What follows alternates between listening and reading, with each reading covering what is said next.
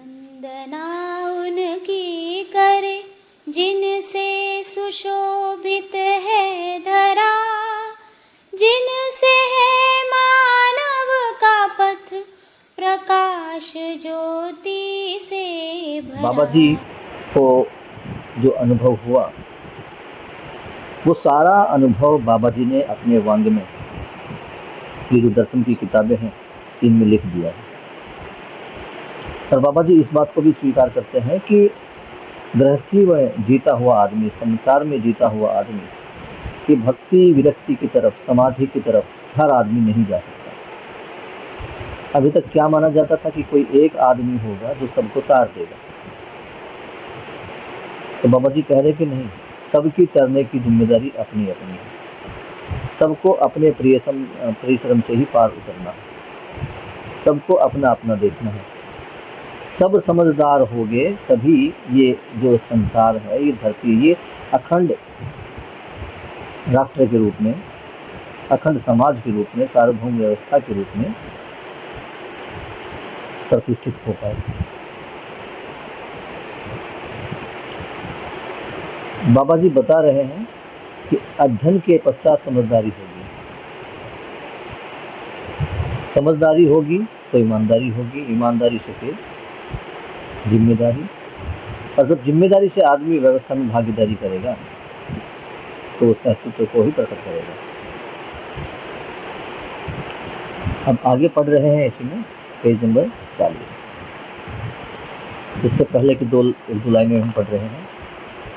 समझदारी की परंपरा अध्यवसायी विधि से ही हो सकती है, यानी अध्ययन के द्वारा ही समझदारी की परंपरा होगी। जीने की कला परिवार विधि से, समाज विधि से, व्यवस्था विधि से हो पाती है। जो जीने की कला है, यानी जीना कैसे है, यानी मानवीयतापूर्ण आचरण, ये कहाँ पर होगा? ये परिवार में, समाज में, व्यवस्था में होगा। और कैसे होगा? समझदारी पूर्वक, अर्थात अध्ययन पूर्वक। इसी प्रकार मैं भी अपने जीने की कला को समझदारी के आधार पर ही पाया। यानी बाबा जी जिस तरीके से जीते थे, जिस तरीके से वो अपने अनुभव का प्रमाण देते थे, तो बाबा जी कह रहे हैं कि जो मेरा आचरण है, जो मेरा व्यवहार है, ये सब समझदारी के कारण ही है। समझदारी से जो जीने की कला आती है वह निश्चित रूप से समाधान व व्यवस्था के रूप में जीना है। यानी अगर मैं समझदारी के साथ जीता हूँ तो वो मैं समाधान के साथ जीता हूँ और व्यवस्था में जीता हूँ। जब हम प्रकृति की 4 अवस्थाओं के बारे में जान रहे थे, देख रहे थे, समझ रहे थे, तो हम पा रहे थे कि मानव को छोड़कर बाकी 3 अवस्थाएं संतुलन में है, व्यवस्था में है।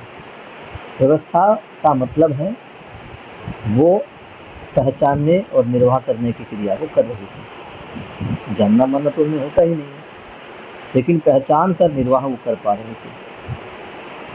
मानव पहचान कर भी निर्वाह नहीं कर पा रहा है। ना तो वो इन तीनों अवस्थाओं के साथ अपने संबंध को समझ पा रहा है, और संबंध को नहीं समझ पा रहा है तो उपयोगिता पूर्वकता को नहीं समझ पा रहा है। अब हो क्या रहा है? मानव भ्रमित अवस्था में है, और भ्रम से वो ये जो अव्यवस्था है उसको और भी ज्यादा फैलाता जा रहा है। आगे पढ़ते हैं पेज नंबर 40, पहला पैरा। न्याय प्रमाणित हुए बिना आदमी सामाजिक होता नहीं, और न्याय विहीन आदमी समुदाय बनाकर कभी भी वाद विवाद विहीन नहीं हो सकता। ऐसे समुदाय में द्रोह विद्रोह, संघर्ष और युद्ध होता ही है, शोषण होता ही है, और वाद विवाद, द्रोह विद्रोह, संघर्ष, शोषण होते हुए मानव सामाजिक बन गया, ऐसा कैसे मान लिया जाए? यदि समुदायों में संघर्ष को ठीक माना जाए तो बाद में हर व्यक्ति युद्ध करे, मरे, मारे, ऐसा भी हो सकता है। उसके लिए छूट होना चाहिए। उसको क्यों बांध रखा है, तो इस मुद्दे पर पुनर्विचार करने की आवश्यकता है। इसको हम ठीक से हृदयंगम करते हैं, तब देखते हैं कि हम अभी तक जो किए उसमें हम पार नहीं पा सकते। तो हम सोचने के लिए तैयार हो गए। यह मानव का स्वभाव सहज है कि मानव सोचता ही है।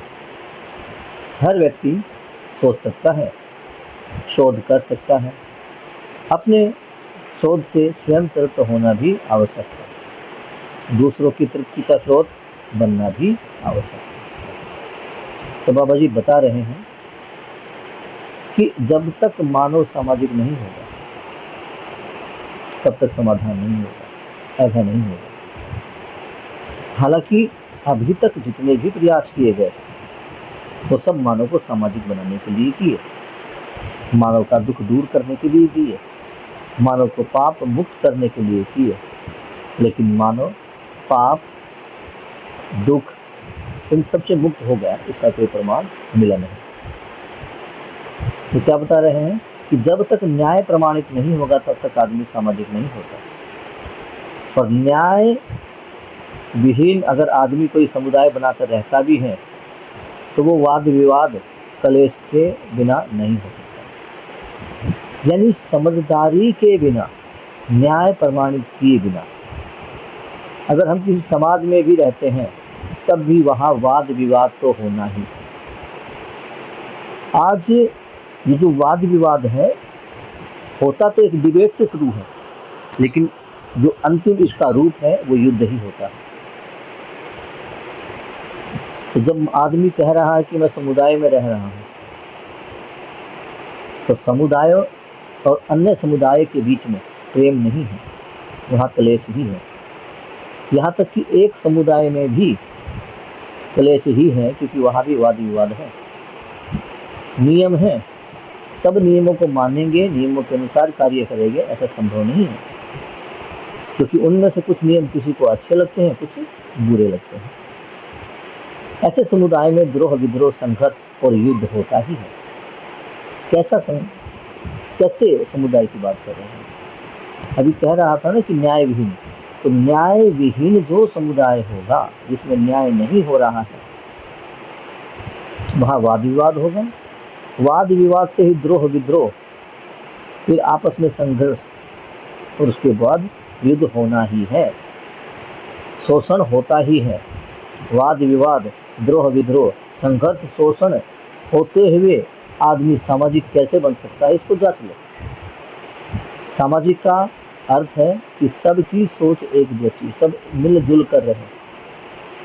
तो जब लोगों में वाद विवाद है, द्रोह विद्रोह है, तो बाबा जी यही पूछ रहे हैं कि आदमी सामाजिक हुआ कैसे हुआ। यदि समुदाय में संघर्ष को ठीक माना जाए, कोई समुदाय मानता है कि यह संघर्ष होगा, हिंदू और मुसलमानों के बीच में जो हो रहा है वो संघर्ष ही हो रहा है, और अगर समुदाय मानता है कि ये संघर्ष ठीक है, तो देखो कितने सलीके से बाबा जी समझा रहे हैं कि अगर हमारे समुदाय में संघर्ष होगा तो उसके बाद क्या होगा। अगर हम संघर्ष को ठीक माने, हम संघर्ष को ठीक मानेंगे तो क्या होगा, हर व्यक्ति युद्ध करे, मरे मारे, ऐसा भी हो सकता है। ये लगभग 20 साल 30 साल पहले बाबा जी ने पुस्तक लिखी है, तो उसमें क्लियर कर दिया गया है। उनकी दिव्य दृष्टि देखिए, वो कह रहे हैं कि जब समुदायों में संघर्ष होगा और मारना, एक दूसरे का शोषण करना, अगर ये सही होगा, इसको समुदाय ने सही ठहरा दिया, तो हर आदमी दूसरे आदमी के खून का प्यासा हो जाएगा, हर व्यक्ति युद्ध करेगा, हर व्यक्ति मारेगा और मरेगा। इसके लिए छूट होना चाहिए। क्यों बांध रखते हैं कि जब संघर्ष करना ही है और संघर्ष सही है तो दे दो आदमी को आज़ादी, लड़ लेंगे, भिड़ लेंगे, मर लेंगे, मार लेंगे, क्यों बांध रखा है। तो इस मुद्दे पर पुनर्विचार करने की आवश्यकता है।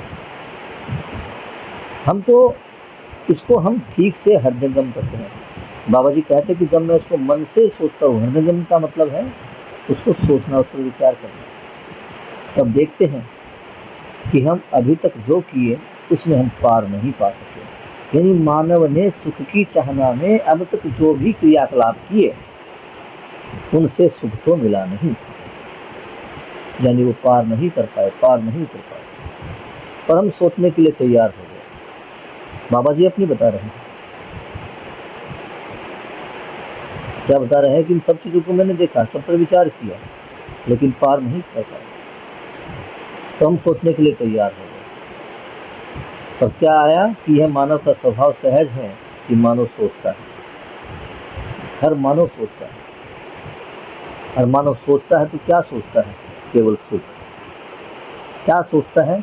सुख। और सुख को क्या मान लिया? सुख कहाँ से मिलेगा? सुविधा संग्रह से। हर व्यक्ति सोच सकता है। तो अब हमारे पास है कि सुविधा संग्रह हमने करके देख लिया, भक्ति विरक्ति हमने करके देख लिया, तो अब हमारे पास एक ऑप्शन है कि हम शोध करें। हर व्यक्ति शोध कर सकता है। जैसे बाबा जी ने शोध किया, अनुसंधान किया। कौन सा अनुसंधान किया? आदमी सुख धर्मी है, वो निरंतर सुखी कैसे रह सकता है, इसके लिए बाबा जी ने शोध किया। जब बाबा जी ने शोध किया तो ये दर्शन निकल कर आया। तो बाबा जी कह रहे हैं कि मैंने शोध किया, शोध के उपरांत अपने शोध को स्वयं तृप्त होना आवश्यक है। यानी जो मैंने शोध किया है उससे मैं खुद तृप्त हूँ। मैं स्वीकार कर पा रहा हूँ कि जिस उद्देश्य के साथ मैंने ये शोध किया था, कि धारणा ध्यान समाधि की थी, उस उद्देश्य को मैं पूरा कर पाया। यानी मैं समझ पाया, मैं तृप्त हो पाया और दूसरों को भी तृप्त कर पाया। यह बाबा जी क्या बता रहे हैं कि जीना किसमें है? सहस्तित्व में। खाली एक के तृप्त होने से बात नहीं बनेगी, तृप्त तो सबको ही होना पड़ेगा। सबके तृप्त होने से ही बात बनेगी। दूसरों की तृप्ति का स्रोत बनना भी जरूरी है, क्योंकि हर आदमी का अपना अपना सुख है, अपना अपना अभी प्रिय हित लाभ में जुड़ा है, प्रिय हित लाभ से क्रियाकलाप कर रहा है, प्रिय हित लाभ से आस्वादन और तुलन कर रहा है। सॉरी, प्रिय हित लाभ से वो तुलन दृष्टि में है। सबकी रुचि अलग अलग है, तो सबका सुख अलग अलग ही भासता है। और होता क्या है कि एक आदमी संतुष्ट हो जाता है, लेकिन यहाँ बाबा जी क्या कह रहे हैं कि स्वयं भी संतुष्ट होगा और सामने वाला भी, यानी और लोग भी संतुष्ट होंगे, और ये संपूर्ण मानव जाति पर एक समान कार्य करेगा।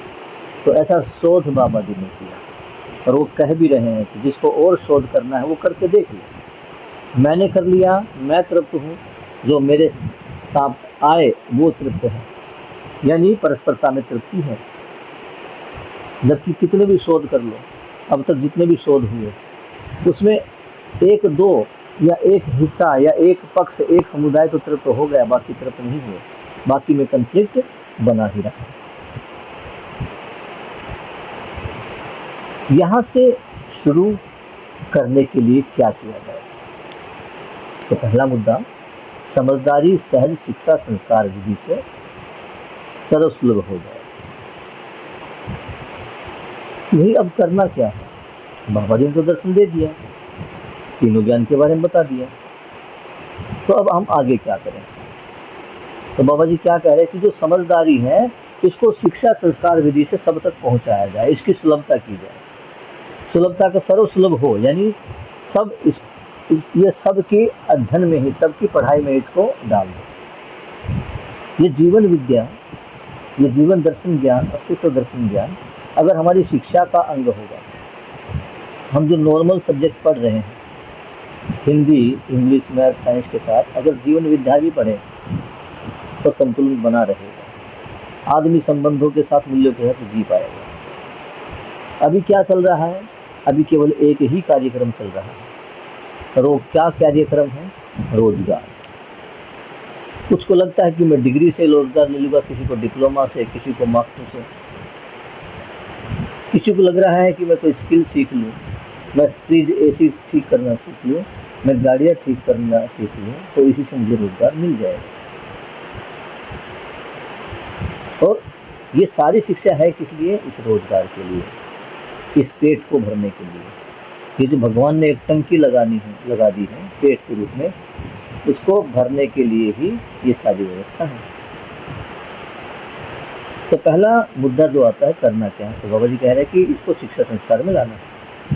समझदारी के साथ जीने की कला को अपनाया जाए, यानी पढ़कर जो समझदार हो रहा है अनुभव पूर्वक उसको अपने व्यवहार में लेकर आओ।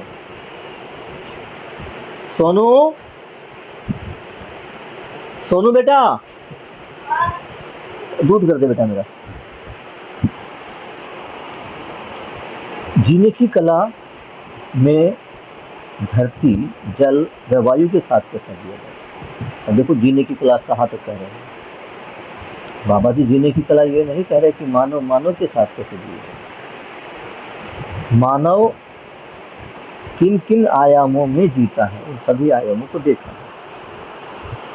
अगर मैं एक मानव हूँ तो मैं अपने आप को एक मिनट के लिए सोचता हूँ कि मैं किन किन आयामों में जीता हूँ। तो मैं स्वयं के साथ जीता हूँ, मैं परिवार के साथ जीता हूँ, मैं समाज के साथ जीता हूँ।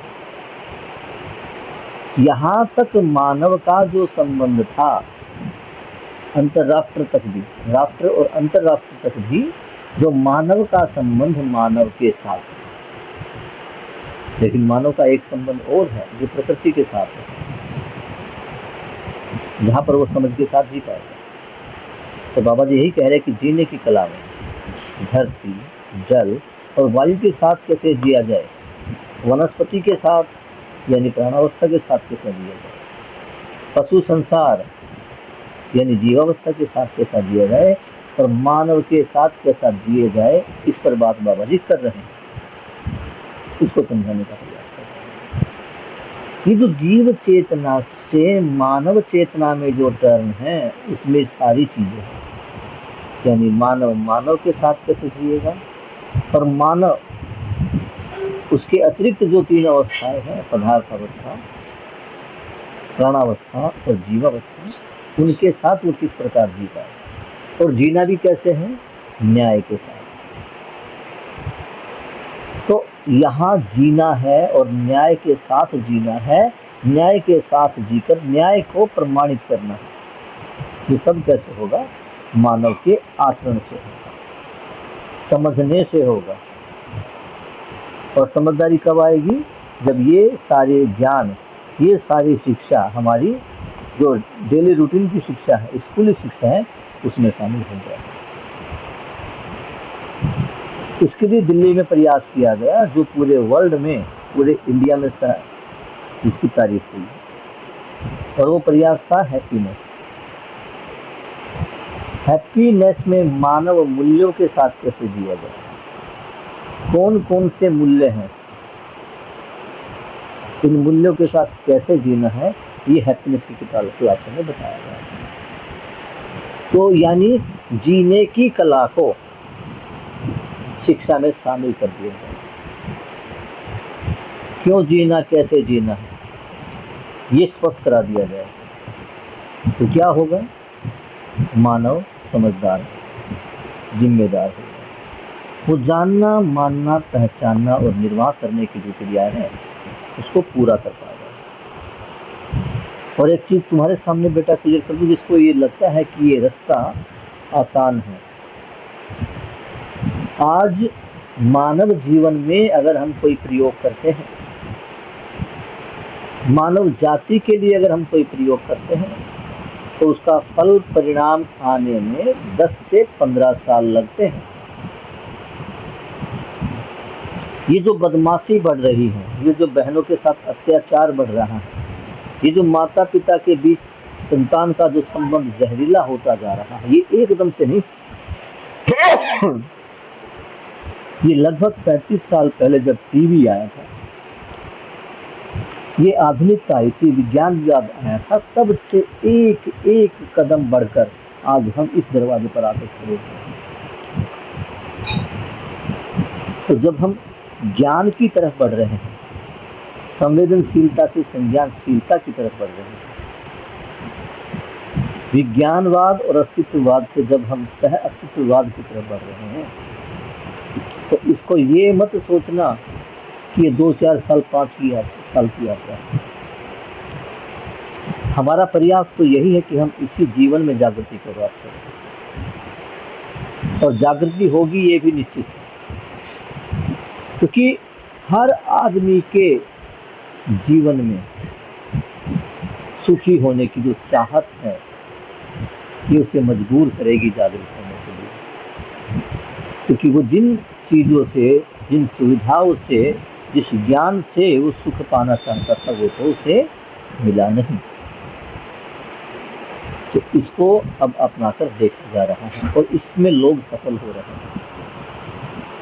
मैं जब जीवन विद्या के से जुड़े लोगों को देखता हूँ तो उनके चेहरों पर मैं वो निरंतर सुख वाली खुशी देख पा रहा हूँ। वो जो समझकर जीने वाली खुशी थी मैं देख पा रहा हूँ। वो संपूर्ण पृथ्वी के मानवों को अपना भाई बंधु समझकर जीने की जो सोच थी उनको देख पा रहा हूँ। आप किसी भी एक आदमी के व्यवहार पे न जाए। मैं भी जीवन विद्या से जुड़ा हूँ, हमारे और भी साथी जुड़े हैं, प्रिंसिपल सर जुड़े हैं, बहुत सारे लोग जुड़े हुए हैं। आप इनके व्यवहार को जागृत मानव का व्यवहार अभी ना समझें, क्योंकि जो हमसे 20 साल पहले, 30 साल पहले जुड़े थे, वो भी हमें अपना भाई ही समझते हैं। वो भी आज तक 20 साल की मेहनत के बाद भी अपने आप को एक विद्यार्थी ही समझते हैं। बस फर्क इतना है कि हमारा अभी एडमिशन हुआ है और वो अपनी ग्रेजुएशन कर रहे हैं। इसलिए जैसे जैसे सतह वो आगे बढ़ते जा रहे हैं तो वो और ज़्यादा स्पष्टीकरण उनकी बातों में, उनके रहने में, उनके व्यवहार में, उनके कार्य करने के तरीके में वो दिखाई दे रहा है। अगर हम यहाँ एक ये देखें कि नॉर्मली आज 4 साल के बच्चे को प्री प्राइमरी क्लास में स्कूल में डाल दिया जाता है और जब वो ग्रेजुएशन करता है तो उसकी उम्र लगभग 19 साल के आसपास होती है। 19 साल को अगर हम इस 4 साल में घटा दें तो ग्रेजुएशन करने में हमारे को 15 साल लगते हैं। 15 साल कंटिन्यू लगातार पढ़ने के बाद हमें क्या मिल रहा है? हम देख पा रहे हैं कि 15 साल के अध्ययन के बाद मेरा सुख, my life, my choice, my style की तरफ बढ़ रहा है। मैं कमा रहा हूँ अपने लिए, अपने परिवार के लिए। परिवार में भी कौन? पति, पत्नी और बच्चा। व्यक्तिवादिता की तरफ बढ़ रहे हैं। आज मैं समाज में कुछ ऐसे लोगों को देख रहा हूँ, देखता हूँ, देख पाता हूँ, आप लोगों ने भी देखा होगा कि पड़ोस में चाहे कुछ भी होता रहे घर से बाहर नहीं निकलते, असंवेदनशील हो गए हैं। और जब उनके साथ कुछ होता तो उम्मीद में रहते कि पड़ोस वाला कोई आएगा, मेरी बचाव करेगा, मेरे सुख दुख में शामिल होगा। इस प्रकार का व्यवहार हर सोसाइटी में, हर तबके में, हर धर्म के लोगों के साथ हो रहा है। क्यों? व्यक्तिवादिता। वो समाज में उसको रहना आया ही नहीं। अकेलेपन ने उसको इतना अकेला कर दिया कि दुख सुख में उसके साथ कोई नहीं खड़ा है। तो बाबा जी क्या कह रहे हैं कि अध्ययन यानी जो नॉर्मल शिक्षा है, इसके साथ जीने की कला भी डाली जाए। चारों अवस्थाओं के साथ संतुलन में कैसे जिया जाए, ये भी सिखाया जाए।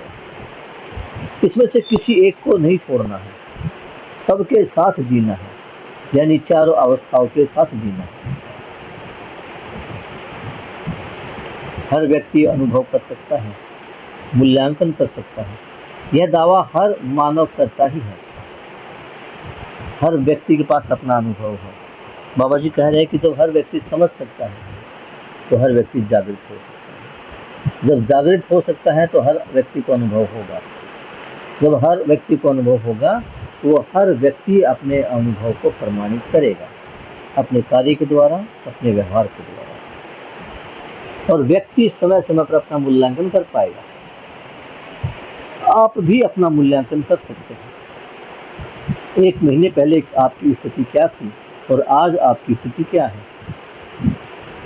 आपकी समझने की शक्ति, आपकी इच्छाएं, मनोरंजन का साधन जो आपका पहले था, वो आपका बातचीत करने का तरीका, आपका गुस्सा, मम्मी पापा के साथ आपका संबंध, इसका मूल्यांकन आप कर सकते हैं कि 2 महीने पहले, 3 महीने पहले कैसा था, अब कैसा है, 1 महीने पहले कैसा था, अब कैसा है। तो हर व्यक्ति अनुभव कर सकता है, मूल्यांकन कर सकता है।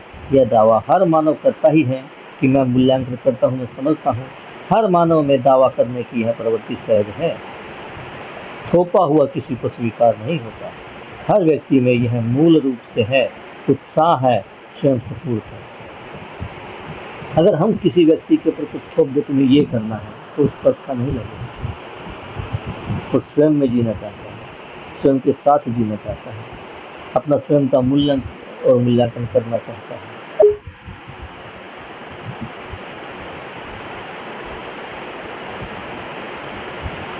इतना सहज स्रोत होते हुए भी हम कैसे अपेक्षा कर लिए कि हम दूसरों को तारूंगा। बाबा जी क्या कह रहे हैं? हर व्यक्ति समझ सकता है, हर व्यक्ति मूल्यों के साथ जी सकता है, हर व्यक्ति मूल्यांकन कर सकता है। कोई भी व्यक्ति ये नहीं चाहता कि किसी चीज को मुझ पर थोपा जाए। जब कोई व्यक्ति चाहता ही नहीं कि कोई चीज मुझ पर थोपी जाए, तो एक व्यक्ति समझदार होने के बाद सबको कैसे तार सकता है, इसको देख सकते हैं। क्योंकि आज व्यक्ति समझना नहीं चाहता, समझाना चाहता। तो बाबा जी कैसे कह रहे कि मैं तो नहीं कहता कि मैं सबको तार दूंगा। यह एक आश्चर्यजनक घटना है और इसमें हम सभी आस्था रखते हैं। यानी सभी आस्था रखते हैं, सभी को लगता है कि कोई आएगा जो हमारा बेड़ा पार करेगा, हमें इस भवसागर से मुक्ति दिलाएगा। धर्मों में, ग्रंथों में भी कहा गया है कि जब जब धर्म की हानि होगी, खुद भगवान श्री कृष्ण ने महाभारत के श्लोक में कहा है। आपने महाभारत देखी होगी, तो जब महाभारत की नंबरिंग शुरू होती है, इंट्रोडक्शन शुरू होता है, तो उसमें एक गीत आता है, अदश्री महाभारत कथा, और उससे पहले एक वो श्लोक आता है, यथा यथा ही धर्मस्य ग्लानिर्भवति भारत अभ्युत्थानम धर्मस्य। इस टाइप का एक श्लोक जो आ रहा है, वो बता रहा है कि जब जब धर्म की हानि होगी, धर्म की रक्षा के लिए भगवान पैदा हो गए। और यही हम मान रहे हैं, इसी के सहारे जी रहे। इसी को आस्था कहा गया है। ये सोचना कि आश्वासन के ऊपर आस्था करना है या प्रमाणों के ऊपर, प्रमाणों के आधार पर विश्वास करना है। तो बाबा जी कह रहे हैं कि जो आश्वासन दिए कि भगवान आएगा, या तो इस पर विश्वास कर लें, या जो एक समझदार मानव जी कर दिखा रहा है, समाधान, समृद्धि, अभय और सहस्तित्व को प्रमाणित कर रहा है, या उसके अनुसार। या तो तुम मानवीयता आचरण के साथ जी लो, या भगवान के विश्वास से बैठे रहो, वो तुम्हारे हाथ में।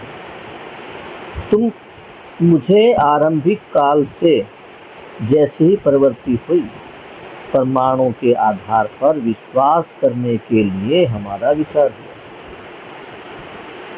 मुझे भी कहा जाता था कि ब्रह्म सत्य है, जगत मिथ्या है, ये बात मान लो। वेद सत्य है, वेद भगवान या देवताओं द्वारा लिखी गए किताबें थी, उन्होंने लिखा। इतना मुझे भी समझाया गया। मुझे भी कहा गया कि तुम इन पर विश्वास करो, लेकिन मेरी उन पर विश्वास करने की प्रवृत्ति नहीं थी।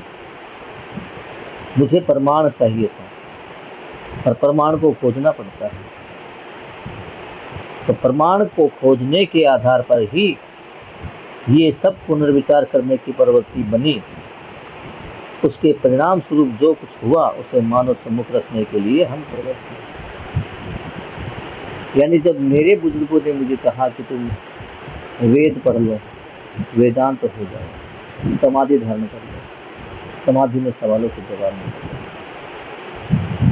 तो मैं अपने सवालों से मुकरा नहीं। इन सवालों के जवाबों को तलाशने के लिए मैंने वेद भी पढ़े, उन सबको समझा। अपने सभी सवालों के प्रश्न का हल जानने के लिए इतने वर्षों तक मैं समाधि में भी रहा, धारणा, ध्यान, संयम भी मैंने किया।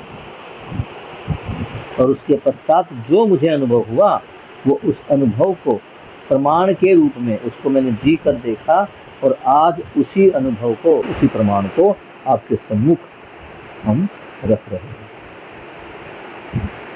तो बाबा जी क्या कह रहे हैं कि मानव हमेशा से सुखी ही होना चाहता है, इसके लिए उसे आस्थाओं ने जकड़े रखा, आस्थाओं में उसने जी कर देख लिया, कुछ नहीं हुआ। तो बाबा जी यही कह रहे हैं कि या तो प्रमाण पर यकीन करो या आस्था पर। तो मैंने प्रमाण पर यकीन किया, मैंने प्रमाण को सुना और मैंने उस सबको अनुभव किया और मैंने जो अनुभव किया उसको पुस्तक के रूप में लिख दिया और ये पुस्तक तुम्हारे सामने। मैं समझ गया हूँ, कोई भी समझ जाएगा। मैं जान गया हूँ, कोई भी जान जाएगा। जैसे 700 अगला para number 3 last para page number 40। जैसे 700 करोड़ आदमी के सम्मुख रास्ता बंद हो चुका है, उसी भांति मेरे साथ भी रहा होगा। इसको आप अंदाजा कर सकते हैं। सभी मानवों जैसे ही स्थिति में मैं भी था। संसार में प्रचलित शिक्षा संस्कार, कर्मकांड संस्कार, इसी जंगल से मैं भी गुजरा हूँ। गुजरने के बावजूद हमारी स्वीकृति ना तो मैकाले शिक्षा के साथ रही, ना परंपरागत आदर्शवादी शिक्षा के साथ संस्कारों के साथ रही। हमारी आस्था इसमें स्थिर नहीं हो पाई। यह हमारा संपूर्ण उद्देश्य की ओर दौड़ने का आधार और कारण नहीं। हमारी आस्था न शिक्षा परंपरा में न संस्कार परंपरा में बनी, इसलिए हम शायद रिक्त हो गए और यही हमारा अपने ढंग से दौड़ने का आधार बना। 2 घटनाएं घट चुकी, इसमें एक घटना जीवन को समझना महत्वपूर्ण है। जीवन में ही समझदारी समाई है एवं समझदारी पूर्ण विधि हमारे हाथ लगी। मान्यताओं, आस्थाओं के आधार पर हम 4.5 क्रिया में जीते हैं। आस्था, अब देखो बाबा जी ने आस्था की परिभाषा यहाँ लिखी है। आस्था मतलब बिना जाने मान लेना। जिसको जानने के बाद मानते हैं उसका नाम होता है विश्वास। ये विश्वास और आस्था दोनों की परिभाषा दी है। जानकर मानना ही विश्वास है और बिना जाने मानना आस्था है। विश्वास के साथ जीने से 10 क्रियाएं प्रमाणित होती हैं और आस्था के साथ जीने से 4.5 क्रिया। मैं 10 क्रियाओं को प्रमाणित करता ही हूँ, आप भी कर सकते हैं। बाबा जी डिक्लेयर कर रहे हैं कि मैंने 10 क्रियाओं में जिया है, मैं 10 क्रियाओं में जी रहा हूँ और जी कर सह अस्तित्व को प्रमाणित कर रहा हूँ। मैं कर रहा हूँ, आप भी कर सकते हैं। सह अस्तित्व को प्रमाणित करना ही है। इसी क्रम में ये अणु परमाणु एक दूसरे को पहचानते हुए व्यवस्था के रूप में होते हैं। ग्रह, गोलन, वनस्पति पदार्थ, ये सभी सह अस्तित्व को प्रमाणित करते हुए व्यवस्था में हैं। सह अस्तित्व प्रमाणित करने के क्रम में ही, सह अस्तित्व को प्रमाणित करने के क्रम में ही और शुद्ध रूप से यही है कि सभी इकाइयां अपने में ऊर्जावान संपन्न है। ऊर्जा संपन्न रहने की ही यह अस्तित्व अनुपम अभिव्यक्ति है। सभी परमाणु अंश, सभी परमाणु, सभी अणु अपने में व्यवस्था की ओर उन्मुख है, यानी स्वयं में व्यवस्था है और अपने से बड़ी व्यवस्था में भागीदारी कर रहे हैं। इस मुद्दे पर मेरा अनुमान ऐसा है कि हर ज्ञानी, विज्ञानी, अज्ञानी और सह अस्तित्ववादी मानसिकता की आवश्यकता है। जितने भी ज्ञानी विज्ञानी आदमी हैं उनको सबको सह अस्तित्ववादी मानसिकता की आवश्यकता है।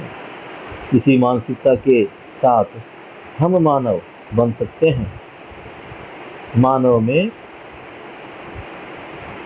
मानव से कम में हमारा कोई ऐश्वर्य उदय होने वाला नहीं है।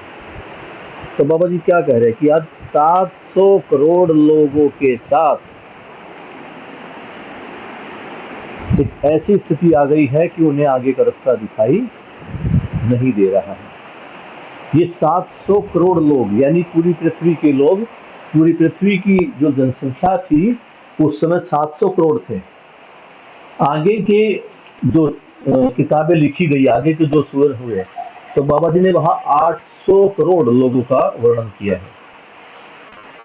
तो इसका मतलब है कि बाबा जी पूरी धरती के लोगों की बात कर रहे हैं। वो संपूर्ण मानव जाति को कह रहे हैं। वो कोई एक देश का निवासी नहीं, एक जाति या धर्म का निवासी नहीं, सबको संबोधित करते हुए बता रहे हैं कि जिन आस्थाओं के साथ हम जिए हैं उनसे तो पार पड़ा नहीं है। सभी के सामने रास्ता बंद हो चुका है। उसी तरह मेरे सामने भी रास्ता बंद हो गया था। जब मैं अपने सवालों के जवाब पाना चाह रहा था, सवालों के जवाब नहीं मिल रहे थे, क्या करूं क्या ना करूं, इस जन्म में मिलेंगे भी या नहीं मिलेंगे, तो बाबा जी ने यहाँ तक भी सोच लिया था कि कोई बात नहीं, अगर मुझे मेरे सवालों के जवाब नहीं मिले तो सवालों के जवाब प्राप्त करने के लिए एक जीवन यात्रा की कुर्बानी हम और दे देंगे, फिर जन्म लेंगे और फिर इन सवालों का जवाब पाने का प्रयास करेंगे। तो ये तो बात स्पष्ट हो रही है कि बाबा जी कोई दिव्य आत्मा थी, कोई देव मानव, दिव्य मानव थे, जो प्रारंभिक जीवन में भी, यानी इस जीवन यात्रा से पहले जो उनकी जीवन यात्राएं थी, ये कहीं लिखा नहीं, मेरा ऐसा मानना है कि जब बाबा जी यहाँ लिख रहे हैं और बाबा जी स्वीकार करते कहते हैं कि इस जन्म में होगा तो ठीक, नहीं तो अगले जन्म में होगा, तो ये संभावना बनती है कि बाबा जी ने पहले पूर्व के जन्मों में भी इसको प्रमाणित करने का प्रयास किया है। उस जन्म में शायद सवालों के जवाब नहीं मिले, तो इस जन्म में भी प्रयास कर रहे हैं।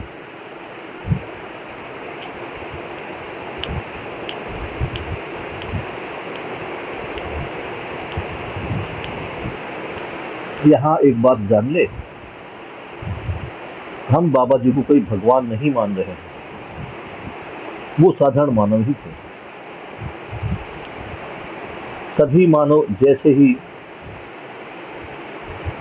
स्थिति में मैं भी था, यानी एक काला दीवार आके मेरे सामने खड़ा हो गया था कि अब क्या, सवालों के जवाब तो नहीं मिल रहे, तो अलग अलग रास्ते निकले।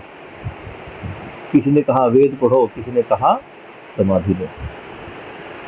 संसार में प्रचलित शिक्षा संसार, कर्म कांड संस्कार, इसी जंगल से मैं भी गुजरा हूँ। जितने संसार में ये कर्म कांड और संस्कार प्रचलित हैं, ये सारे संस्कारों से मैं भी गुजरा हूँ। मेरे परिवार भी सांस्कारिक परिवार थे, कर्मकांडी थे और कट्टरवादी थे। आज मैं बाबा जी का एक वीडियो सुन रहा था, जिसमें बाबा जी, वो वीडियो का लिंक मैं आपके साथ भी शेयर करूंगा, बड़ा ही रोचक थी। उसमें बाबा जी पदार्थावस्था से लेकर मानव तक बनने की घटना का वर्णन सोम भाई के सामने कर रहे हैं। किस प्रकार एक परमाणु से पूरी मानव जाति, मानव तक का विकास हुआ, इस पर बाबा जी ने प्रकाश डाला है।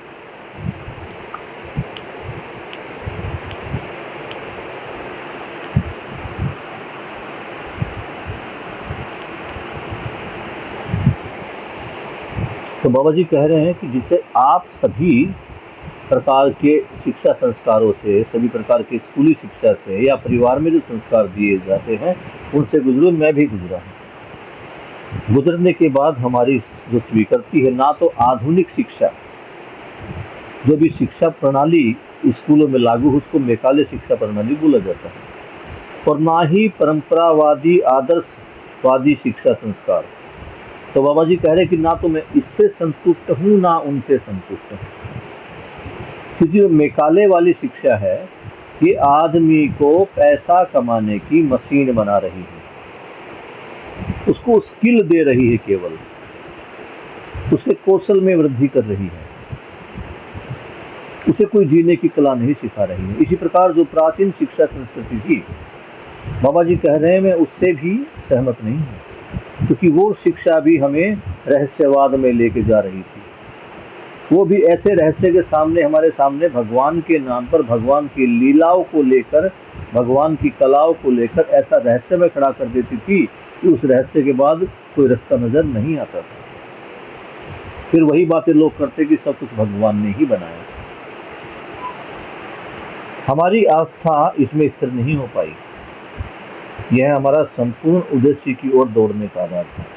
मतलब जब बाबा जी को लगा कि मेरी आस्था स्थिर नहीं हो रही, मुझे मेरे सवालों के जवाब नहीं मिल रहे हैं, तो बाबा जी अपने उद्देश्य को पूरा करने के लिए दौड़ने का आधार बने। अगर उनको जवाब मिल जाते तो वो धारणा ध्यान समाधि में नहीं जाते, लेकिन उनके सवालों के जवाब किसी के पास नहीं थे। तो उनकी जिम्मेदारी थी, उन्होंने खुद समझा कि ये मेरे सवाल पे इनका हल जानने का जो प्रयास है वो भी मेरे द्वारा होगा। नहीं तो हम क्या करते हैं, सवाल मेरे, जवाब कोई और देगा।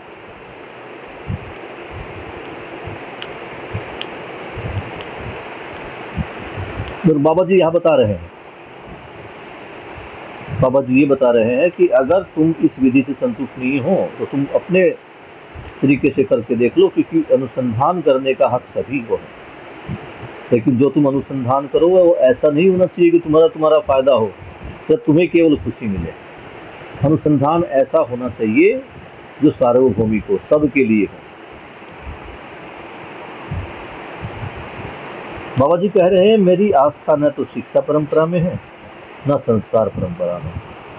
जो मकाले जो जिसका बताया गया है वो शिक्षा दे रहा है, तकनीकी ज्ञान की शिक्षा, और जो पारंपरिक शिक्षा है वो संस्कार दे रही है। तो बाबा जी कह रहे हैं कि जो संस्कार हम कह रहे हैं वास्तव में वो संस्कार है या नहीं, इसको जान लेते हैं।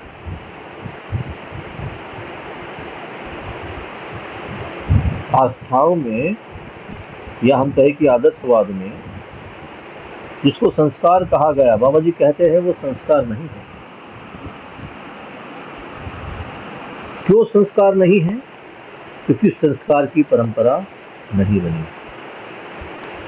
भगवान राम को एक अच्छा पुत्र समझा जाता है, भगवान राम को एक अच्छा राजा भी समझा जाता है, भगवान राम को एक अच्छा स्टूडेंट भी समझा जाता है, एक अच्छा भाई भी समझा जाता है। लेकिन वो भगवान राम ही थे जिसमें सारे गुण थे। अगर उनको मानने से ये सब ऐसा हो जाता तो आज पृथ्वी पर भाई भाइयों के बीच में युद्ध नहीं होता, क्योंकि हम भगवान राम का आचरण कर रहे हैं। आज पिता पुत्र में द्वंद्व नहीं होता, क्योंकि भगवान राम में द्वंद्व नहीं था। तो बाबा जी यही समझा रहे हैं कि कोई एक आदमी आया जिसने अच्छा किया, उसके प्रति कृतज्ञता, उसने एक ऐसा एग्जाम्पल सेट कर दिया, उसके प्रति कृतज्ञता, लेकिन उसकी परंपरा नहीं बन पाई। क्यों परंपरा नहीं बन पाई? क्योंकि वो संपूर्णता में सही नहीं था, कुछ ना कुछ तो कमी रही होगी। यहाँ कमी भगवान राम के आचरण में या कृष्ण के राम के आचरण में या किसी और धार्मिक गुरु के या जो उनको भगवान मानते, खुदा मानते, उनके आचरण में नहीं थी। उनका आचरण ठीक था, लेकिन लोग समझ नहीं पाए। लोगों को तो यही लगता था कि यही हमारा सबका बेड़ा पार कर देगा, और उसी अवस्था में वो उनके सामने कभी घुटने टेक कर नमाज पढ़ते हैं, कभी चर्च में कैंडल जलाकर कोरल बोलते हैं, या मंदिर में जाके भजन कीर्तन सत्संग कर लेते हैं, होता कुछ नहीं। तो बाबा जी क्या कह रहे हैं? तुम्हें अपने आप को तारने का प्रयास स्वयं करना होगा। बाबा जी क्या कह रहे थे? मेरे सवालों का जब जवाब नहीं मिला तो मैं भी रिक्त हो गया। अब मैंने अपने तरीके से उनका जवाब पाने का प्रयास किया। तो दो घटनाएं हुई।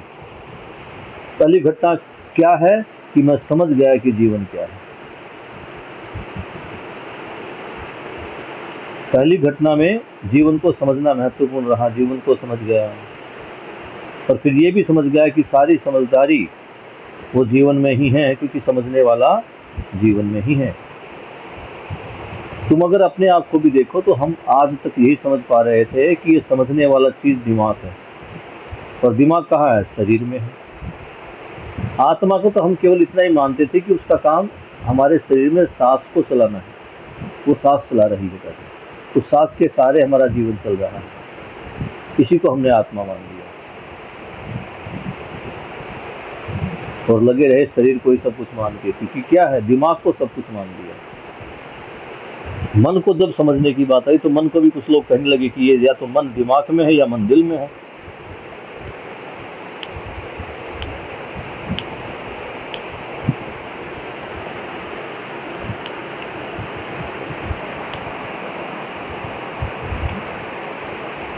नौ बजकर 51 मिनट हुए हैं, पेज नंबर 41 पर हम पहुंच चुके हैं।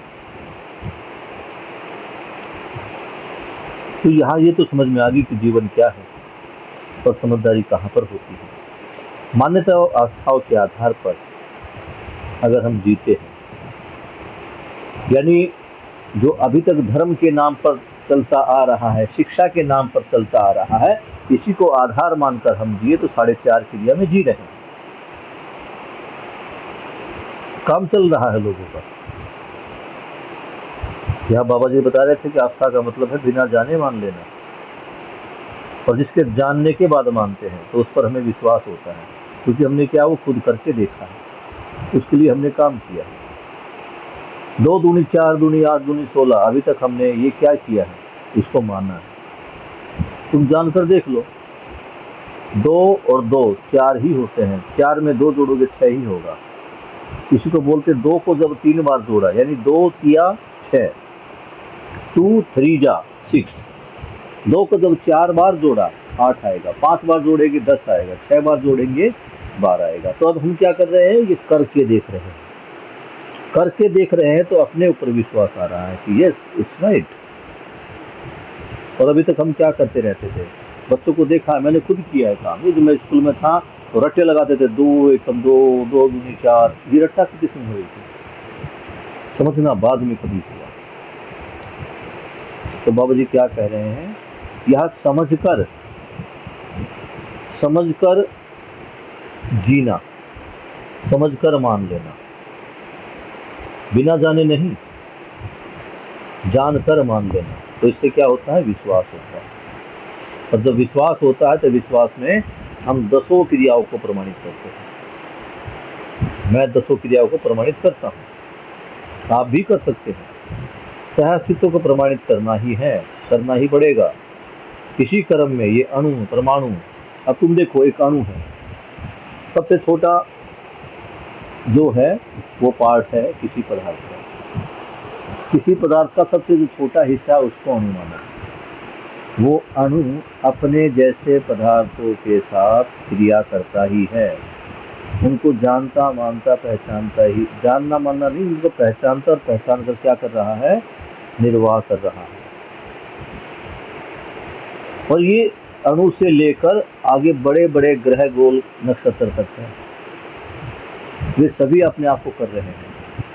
अभी एक चीज देखो, ये जो पेड़ों में जो कोशिका होती है, जिसको हम प्लांट सेल बोलते हैं या हिंदी में पादप कोशिका बोलते हैं, यही जब मानव में आती है तो इसको मानव कोशिका बोलते हैं। अब आप एक प्लांट सेल को लो, पौधे की जड़ में भी वही सेल है, पौधे के तने में भी वही सेल है, पौधे के पत्ते में भी वही सेल है, पौधे के फूल में, टहनी में, फूल फल हर चीज में वही सेल है। लेकिन एक सेल को पता है कि किस जगह मेरा क्या काम है, उसको पता है कि जब मैं जड़ में हूँ तो मेरा क्या काम है, मैं तने में हूँ तो मेरा क्या काम है, मैं फल में फूल में पत्तियों में हूँ तो मेरा क्या काम है। दिखने में वो एक ही है लेकिन काम अलग अलग कर रही है। क्लियर है बेटा, समझ में आ रहा है सब कुछ साथ साथ। इसी तरह तुम आदमी में देख लो, जब तुम आदमी में देखते हो, मनुष्य में देखते हो, तो मनुष्य के शरीर में भी एडी से लेकर सर तक, अंदर से लेकर बाहर तक सभी कोशिकाएं एक समान हैं। लेकिन पैर वाली कोशिका को पता है कि मुझे क्या काम करना है,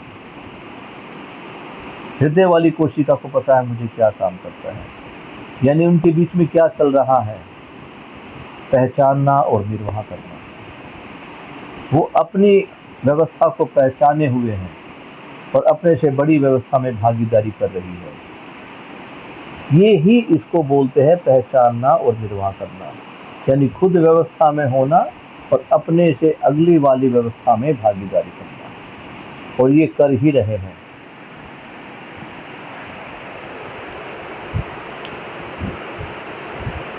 ग्रह, गोल, वनस्पति पदार्थ, ये सभी सहअस्तित्व को प्रमाणित करते हुए व्यवस्था में। इस प्रकृति में जितनी भी इकाइयां है वो सब की सब सहअस्तित्व को प्रमाणित करती है। सहअस्तित्व प्रमाणित करने के क्रम में ही शुद्ध रूप यही है कि इकाइयां अपने आप में ऊर्जावान है। यानी हम कैसे मान ले कि मैं सहअस्तित्व में डूबा भीगा घिरा हूं। कोई भी इकाई प्रकृति में डूबी घिरी भीगी है। बाबा जी ने कह दिया, उन्होंने समझ लिया, जांच लिया, परख लिया, उसके बाद ये शिक्षा दी कि व्यापक में संपृक्त सभी जड़ चैतन्य इकाइयों से ही सहअस्तित्व है।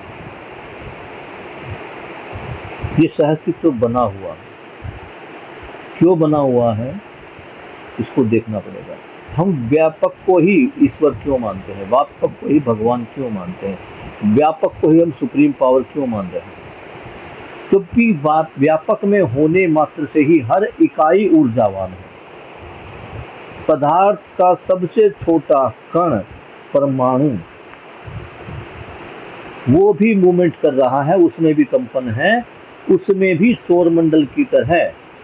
कल मैंने क्लास में समझाया था, परसों, कि जो हमारा जीवन है या कोई पदार्थ है या कोई एटम है, उसमें सेंटर में कुछ अंश है, बाकी अंश उसके चारों तरफ चक्कर लगा रहे हैं, वो भी सहअस्तित्व में है। सभी अंश आपस में सहअस्तित्व में है। और जब अंश चक्कर लगा पा रहे हैं तो मतलब उस परमाणु में भी खाली स्थान है। मैं एक बस में खड़ा हूं, बस खुली है, खाली है, तो मैं उसमें आगे से पीछे तक जा सकता हूं या एक ही जगह पर खड़ा खड़ा घूम सकता हूं।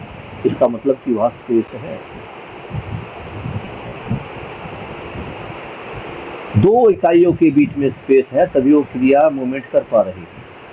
अब अपने आप को ऐसे लगाओ कि हम किसी डीटीसी बस में फंसे पड़े हैं, फुल है, बिल्कुल पैर रखने की जगह नहीं है, तो वहां स्पेस है, लेकिन हमें वो महसूस नहीं हो रहा क्योंकि मैं हिल नहीं पा रहा हूँ इस भीड़ में। लेकिन बाबा जी कह रही है उचित दूरी का जो सिद्धांत है ये सबके बीच में है। और ये जो वो घूम पा रही है, जो मूवमेंट कर पा रही है, उसको ऊर्जा कहाँ से मिल रही है? भाई घर में तो मैंने बिजली लगा रखी, पंखा चल रहा है, लेकिन अस्तित्व में ऐसी क्या चीज है जो हवा चल रही है? ये जो एक छोटा सा पदार्थ था उसका परमाणु है, उसमें भी मूवमेंट हो रही है, वो भी क्रिया कर रहा है। तो उस क्रिया को करने के लिए, ये बात तो तुम्हें पता है कि कोई भी क्रिया को करने के लिए हमें ऊर्जा चाहिए। बगैर ऊर्जा की कोई भी क्रिया नहीं होती। ऊर्जा मतलब एनर्जी। बस चलानी है, पेट्रोल चाहिए, इलेक्ट्रिसिटी चाहिए या डीजल चाहिए, सीएनजी चाहिए, तो उनको उससे ऊर्जा मिल रही है। ये जो परमाणु ऊर्जामान है, व्यापक में हर जो इकाई में ऊर्जा है, ये कहाँ से आ रही है? तो बाबा जी बता रहे हैं कि व्यापक में डूबे भीगे घिरे होने मात्र से ही प्रकृति की सभी वस्तुएं ऊर्जामान हैं।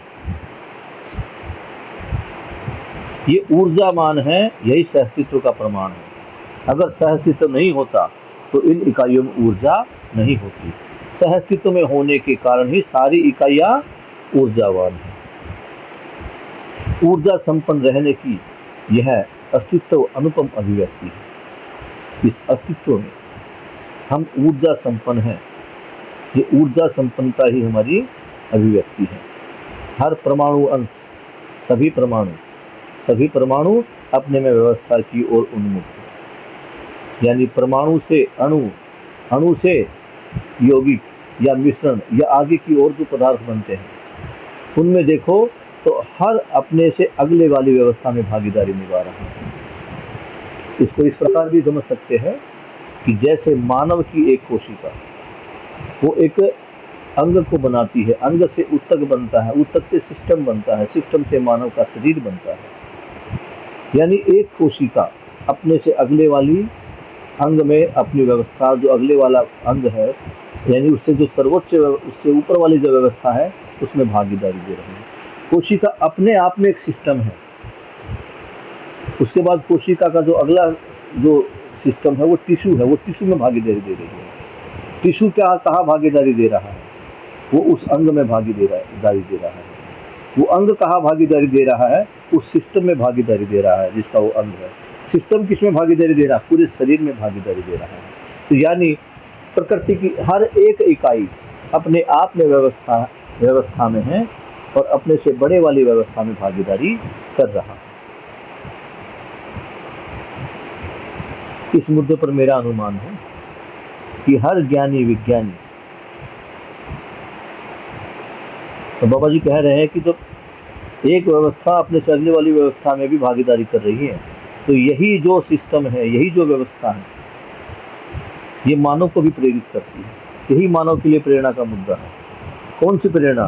कि मानव भी अपने से अगली वाली व्यवस्था में अपनी जिम्मेदारी को निभाए, उसमें भागीदारी करे। इस मुद्दे पर मेरा अनुमान ऐसा है कि हर ज्ञानी विज्ञानी अज्ञानी को सहअस्तित्ववादी मानसिकता की आवश्यकता है। यानी जो सहअस्तित्ववादी मानसिकता है, यानी संपूर्ण प्रकृति के साथ मिलजुल कर रहने वाली जो ये मानसिकता है, इसकी जरूरत हर इंसान को है, चाहे वो अनपढ़ है या पढ़ा लिखा है, ज्ञानी है या अज्ञानी है, सबको इस सहअस्तित्व की आवश्यकता है। इसी मानसिकता के साथ हम मानव बन सकते हैं। मानव में कम से कम हमारा कोई ऐश्वर्य उदय होने वाला नहीं है। मानव से कम में हमारा कोई ऐश्वर्य उदय होने वाला नहीं है। तो बाबा जी क्या कह रहे हैं कि सबसे पहले हमें मानव बनना पड़ेगा। मानव क्या है उसको समझना पड़ेगा। मानवीय का जो मानव कैसे बना जाएगा? जीव चेतना से मानवीय चेतना में आता है, यानी समझदारी पूर्वक। अभी हम जो व्यवहार कर रहे हैं वो जीवों की भांति कर रहे हैं। जब हम मानवों की भांति व्यवहार करेंगे तभी हम मानवों की तरह बन पाएंगे। मानव क्या है तभी समझ पाएंगे, तभी उसको पद जो है मानव पद में उसको प्रतिष्ठित कर पाएंगे, उसमें प्रतिष्ठित रह पाएंगे। ये पेज नंबर 41 तक हमारा हो गया। इसका पहला पैरा कंप्लीट हो गया। कल पेज नंबर इसके आगे पढ़ेंगे। अगर दोनों मित्रों में से किसी का कोई सवाल है तो पूछ सकता है। श्याम और श्यामजी, हाँ तो माही चली गई। सर एक छोटा सा पूछना था, मतलब आज या दिन से तो नहीं है लेकिन मेरे दिमाग में काफी टाइम से। बताओ सर जो मानव है उसने मान्यताएं मानी ही क्यों? वो मना भी तो कर सकता था कि मेरे को नहीं मानना। तुमने क्यों मानी? क्योंकि मेरे पेरेंट्स ने बोली। बस नहीं तो स्टार्टिंग में जब हुई तो स्टार्टिंग में मना क्यों नहीं करी? समझ जहां से चालू हुई होगी। समझ कहाँ थी? अब ये देखो, मानव जब इस प्रकृति में पैदा हुआ उसी समय वो मानव को पहचान जाता, युद्ध नहीं होता। अब मानव ने मानव को नहीं पहचाना। ये तो है नहीं कि बेटा मानव एक ही जगह पर पैदा हुआ फिर वो सारे संसार में फैला। मानव पृथ्वी पर कई जगह प्रकट हुआ। अब जो व्यक्ति कश्मीर में पैदा हुआ वो गोरा था, जो व्यक्ति साउथ इंडिया में पैदा हुआ वो सांवला था। तो जब ये आपस में देखते एक दूसरे को तो देखते ही क्या समझते उसको? अपना समझेंगे, मित्र समझेंगे या दुश्मन समझेंगे? मानव का जन्म जीव से हुआ है। गलती मानव ये बस एक ही की है कि अपने आप को जीव की तरह समझा, जीव की तरह समझकर जीव की तरह व्यवहार किया।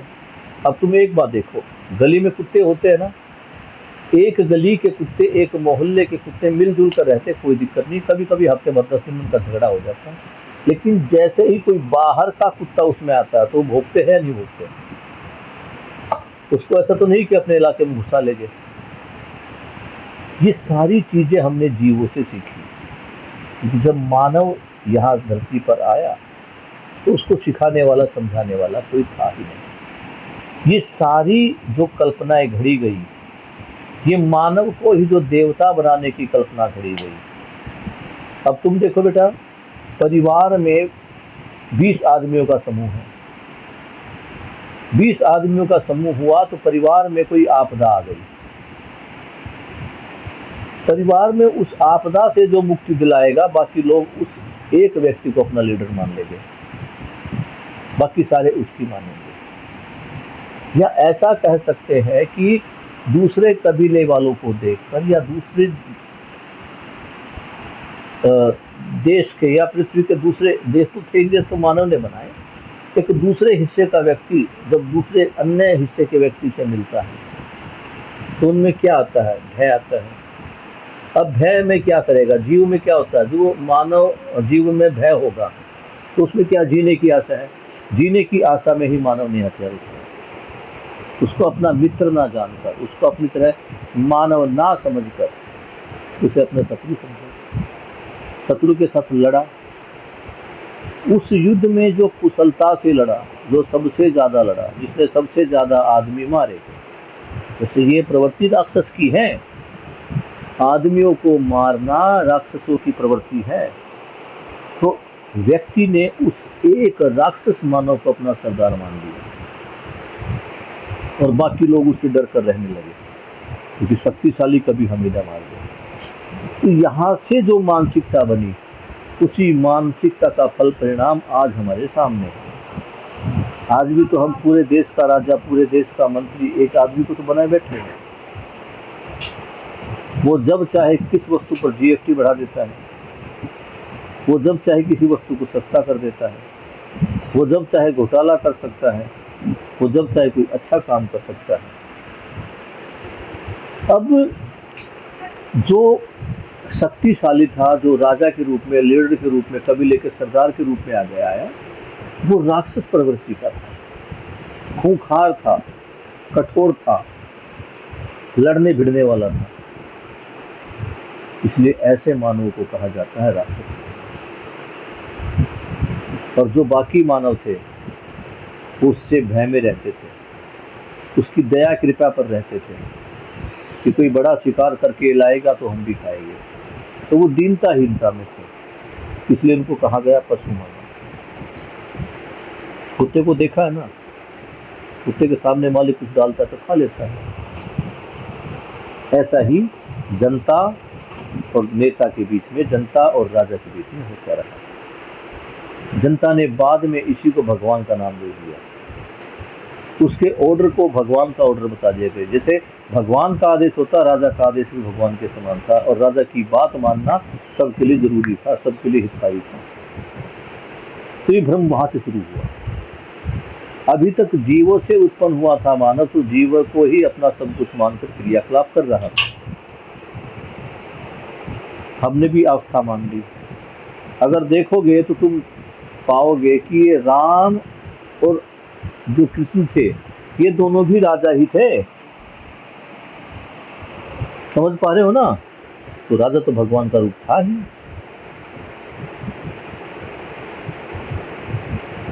क्लियर?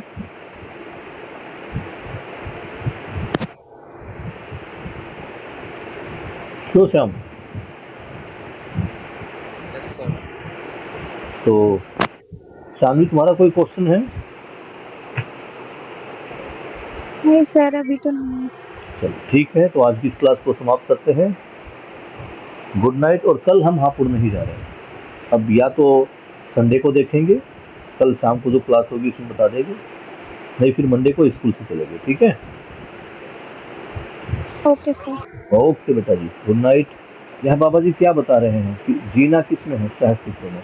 खाली एक के तृप्त होने से बात नहीं बनेगी, तृप्त तो सबको ही होना पड़ेगा। सबके तृप्त होने से ही बात बनेगी। दूसरों की तृप्ति का स्रोत बनना भी जरूरी है।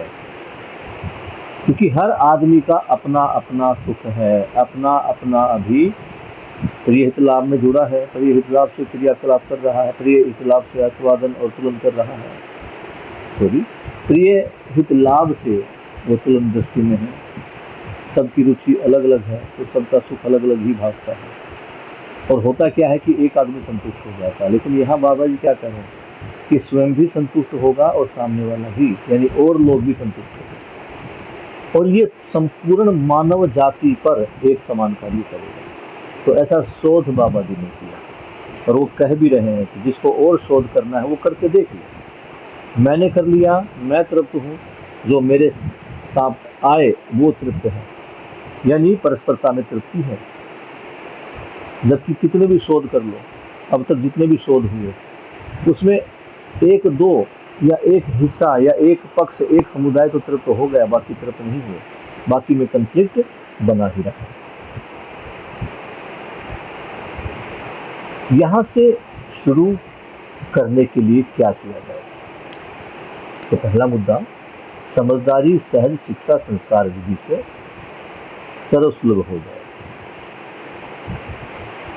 भाई अब करना क्या है? बाबा जी ने तो दर्शन दे दिया, तीनों ज्ञान के बारे में बता दिया, तो अब हम आगे क्या करें? तो बाबा जी क्या कह रहे हैं कि जो समझदारी है इसको शिक्षा संस्कार विधि से सब तक पहुंचाया जाए, इसकी सुलभता की जाए, सुलभता का सर्वसुलभ हो, यानी सब ये सब के अध्ययन में ही, सबकी पढ़ाई में इसको डाल दो। ये जीवन विद्या, ये जीवन दर्शन ज्ञान, अस्तित्व दर्शन ज्ञान अगर हमारी शिक्षा का अंग होगा, हम जो नॉर्मल सब्जेक्ट पढ़ रहे हैं, हिंदी, इंग्लिश, मैथ, साइंस के साथ अगर जीवन विद्या भी पढ़े तो संतुलन बना रहेगा, आदमी संबंधों के साथ मूल्यों के साथ जी पाएगा। अभी क्या चल रहा है? अभी केवल एक ही कार्यक्रम चल रहा है, और वो क्या कार्यक्रम है? रोजगार। कुछ को लगता है कि मैं डिग्री से रोजगार ले लूंगा, किसी को डिप्लोमा से, किसी को मास्टर से, किसी को लग रहा है कि मैं कोई स्किल सीख लूँ, मैं फ्रिज एसी ठीक करना सीख लूँ, मैं गाड़ियाँ ठीक करना सीख लूँ, तो इसी से मुझे रोजगार मिल जाएगा। और ये सारी शिक्षा है किस लिए? इस रोजगार के लिए, इस पेट को भरने के लिए। ये जो भगवान ने एक टंकी लगा दी है पेट के रूप में, इसको भरने के लिए ही ये सारी व्यवस्था है। तो पहला मुद्दा जो आता है, करना क्या है? तो बाबा जी कह रहे हैं कि इसको शिक्षा संस्कार में लाना है। समझदारी के साथ जीने की कला को अपनाया जाए, यानी पढ़कर जो समझदार हो रहा है अनुभव पूर्वक उसको अपने व्यवहार में लेकर आओ। सोनू, सोनू बेटा, दूध कर दे बेटा मेरा। जीने की कला में धरती, जल व वायु के साथ कैसा दिया जाए? अब देखो जीने की कला कहाँ तक कह रहे हैं बाबा जी। जीने की कला ये नहीं कह रहे कि मानव के साथ कैसे दिए जाए। मानव किन किन आयामों में जीता है, उन सभी आयामों को देखा है। अगर मैं एक मानव हूँ तो मैं अपने आप को एक मिनट के लिए सोचता हूँ कि मैं किन किन आयामों में जीता हूँ। तो मैं स्वयं के साथ जीता हूँ, मैं परिवार के साथ जीता हूँ, मैं समाज के साथ जीता हूँ। यहाँ तक मानव का जो संबंध था, अंतरराष्ट्र तक भी, राष्ट्र और अंतरराष्ट्र तक भी जो मानव का संबंध मानव के साथ, लेकिन मानव का एक संबंध और है जो प्रकृति के साथ है, जहां पर वो समझ के साथ जी पाएगा। तो बाबा जी यही कह रहे हैं कि जीने की कला में धरती, जल और वायु के साथ कैसे जिया जाए, वनस्पति के साथ यानी प्राणावस्था के साथ कैसे जिया जाए, पशु संसार यानी जीवावस्था के साथ कैसा जिया जाए, और मानव के साथ कैसा जिए जाए, इस पर बात बाबा जी कर रहे हैं। इसको समझाने का प्रयास कर रहे हैं। ये जो जीव चेतना से मानव चेतना में जो टर्न है, उसमें सारी चीजें हैं, यानी मानव के साथ कैसे जिएगा, और मानव उसके अतिरिक्त जो तीन अवस्थाएं हैं, पदार्थ अवस्था, प्राणावस्था और जीवावस्था, उनके साथ वो किस प्रकार जीता है, और जीना भी कैसे है? न्याय के साथ, तो यहाँ जीना है और न्याय के साथ जीना है, न्याय के साथ जीकर न्याय को प्रमाणित करना है। ये सब कैसे होगा? मानव के आचरण से होगा, समझने से होगा। और समझदारी कब आएगी? जब ये सारे ज्ञान, ये सारी शिक्षा हमारी जो डेली रूटीन की शिक्षा है, स्कूली शिक्षा है, उसमें शामिल हो जाए। इसके लिए दिल्ली में प्रयास किया गया, जो पूरे वर्ल्ड में, पूरे इंडिया में इसकी तारीफ हुई, और वो प्रयास था हैप्पीनेस। हैप्पीनेस में मानव मूल्यों के साथ कैसे जिया जाए, कौन कौन से मूल्य हैं, इन मूल्यों के साथ कैसे जीना है, ये हैप्पीनेस की क्लासों में बताया गया है। तो यानी जीने की कला को शिक्षा में शामिल कर दिया गया। क्यों जीना, कैसे जीना है, ये स्पष्ट करा दिया गया। तो क्या होगा? मानव समझदार, जिम्मेदार होगा। वो जानना, मानना, पहचानना और निर्वाह करने की जो क्रिया है, उसको पूरा कर पाएगा। और एक चीज तुम्हारे सामने बेटा क्लियर कर दूं, जिसको ये लगता है कि ये रास्ता आसान है। आज मानव जीवन में अगर हम कोई प्रयोग करते हैं, मानव जाति के लिए अगर हम कोई प्रयोग करते हैं, तो उसका फल परिणाम आने में 10 से 15 साल लगते हैं। ये जो बदमाशी बढ़ रही है, ये जो बहनों के साथ अत्याचार बढ़ रहा है, ये जो माता पिता के बीच संतान का जो संबंध जहरीला होता जा रहा है, ये एकदम से नहीं। ये लगभग 35 साल पहले जब टीवी आया था, ये आधुनिकता आई थी, विज्ञान युग आया था, तब से एक एक कदम बढ़कर आज हम इस दरवाजे पर आकर खड़े हैं।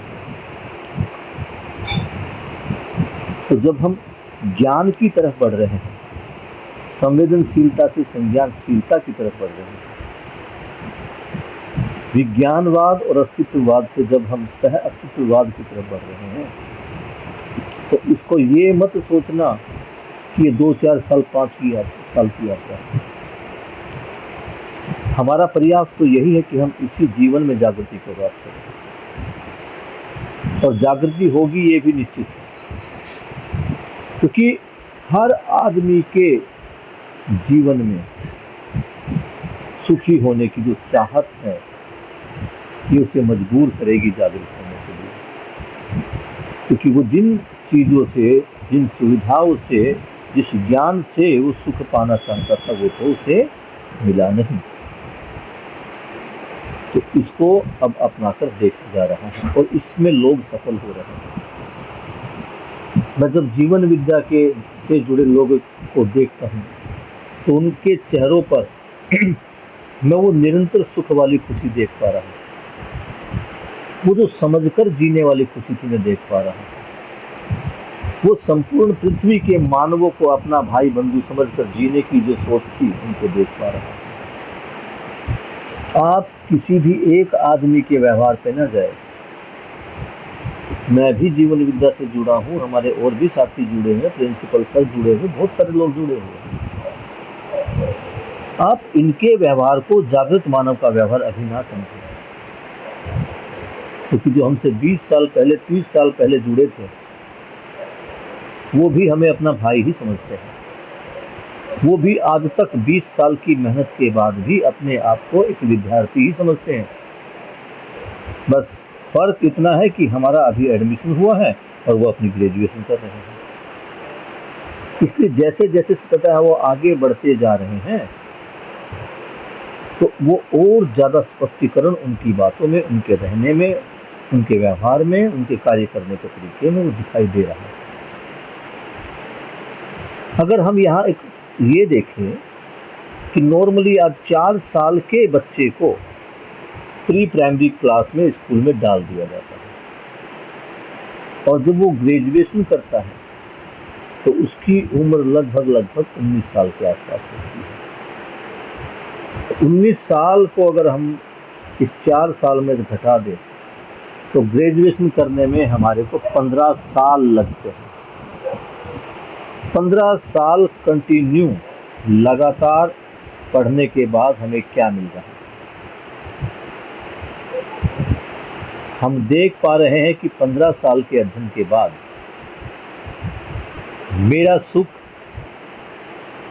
My life, my choice, my style की तरफ बढ़ रहा है। मैं कमा रहा हूं अपने लिए, अपने परिवार के लिए। परिवार में भी कौन? पति, पत्नी और बच्चा। व्यक्तिवादिता की तरफ बढ़ रहे हैं। आज मैं समाज में कुछ ऐसे लोगों को देख रहा हूं, देखता हूं, देख पाता हूं, आप लोगों ने भी देखा होगा कि पड़ोस में चाहे कुछ भी होता रहे, घर से बाहर नहीं निकलते, असंवेदनशील हो गए हैं। और जब उनके साथ कुछ होता तो उम्मीद में रहते कि पड़ोस वाला कोई आएगा, मेरी बचाव करेगा, मेरे सुख दुख में शामिल होगा। इस प्रकार का व्यवहार हर सोसाइटी में, हर तबके में, हर धर्म के लोगों के साथ हो रहा है। क्यों? व्यक्तिवादिता।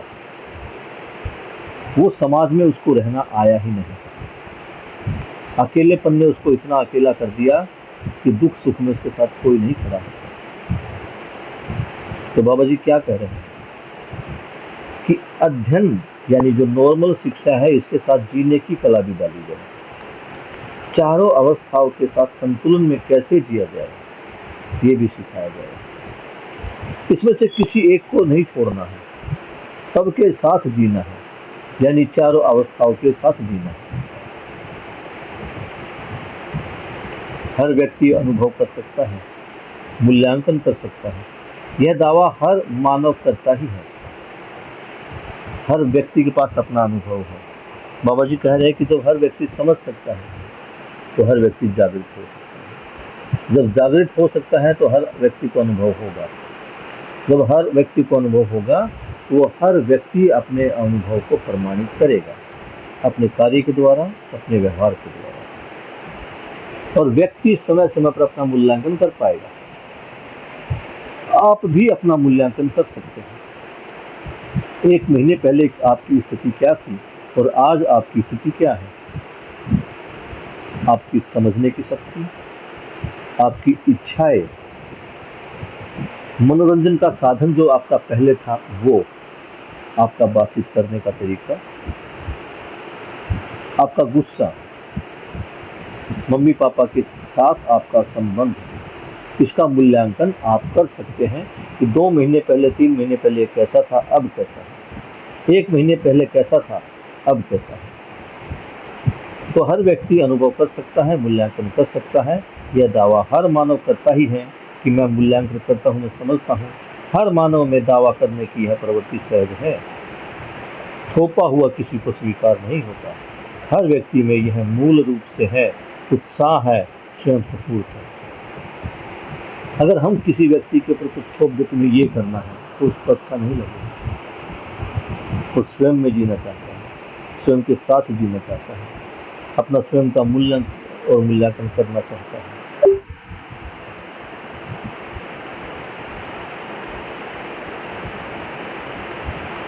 इतना सहज स्रोत होते हुए भी हम कैसे अपेक्षा कर लिए कि हम दूसरों को तारूंगा। बाबा जी क्या कह रहे हैं? हर व्यक्ति समझ सकता है, हर व्यक्ति मूल्यों के साथ जी सकता है, हर व्यक्ति मूल्यांकन कर सकता है। कोई भी व्यक्ति ये नहीं चाहता कि किसी चीज को मुझ तक थोपा जाए। जब कोई व्यक्ति चाहता ही नहीं कि कोई चीज मुझ पर थोपी जाए, तो एक व्यक्ति समझदार होने के बाद सबको कैसे तार सकता है, इसको देख सकते हैं। क्योंकि आज व्यक्ति समझना नहीं चाहता, समझाना चाहता। तो बाबा जी कैसे कह रहे कि मैं तो नहीं कहता कि मैं सबको तार दूंगा। यह एक आश्चर्यजनक घटना है और इसमें हम सभी आस्था रखते हैं, यानी सभी आस्था रखते हैं। सभी को लगता है कि कोई आएगा जो हमारा बेड़ा पार करेगा, हमें इस भवसागर से मुक्ति दिलाएगा।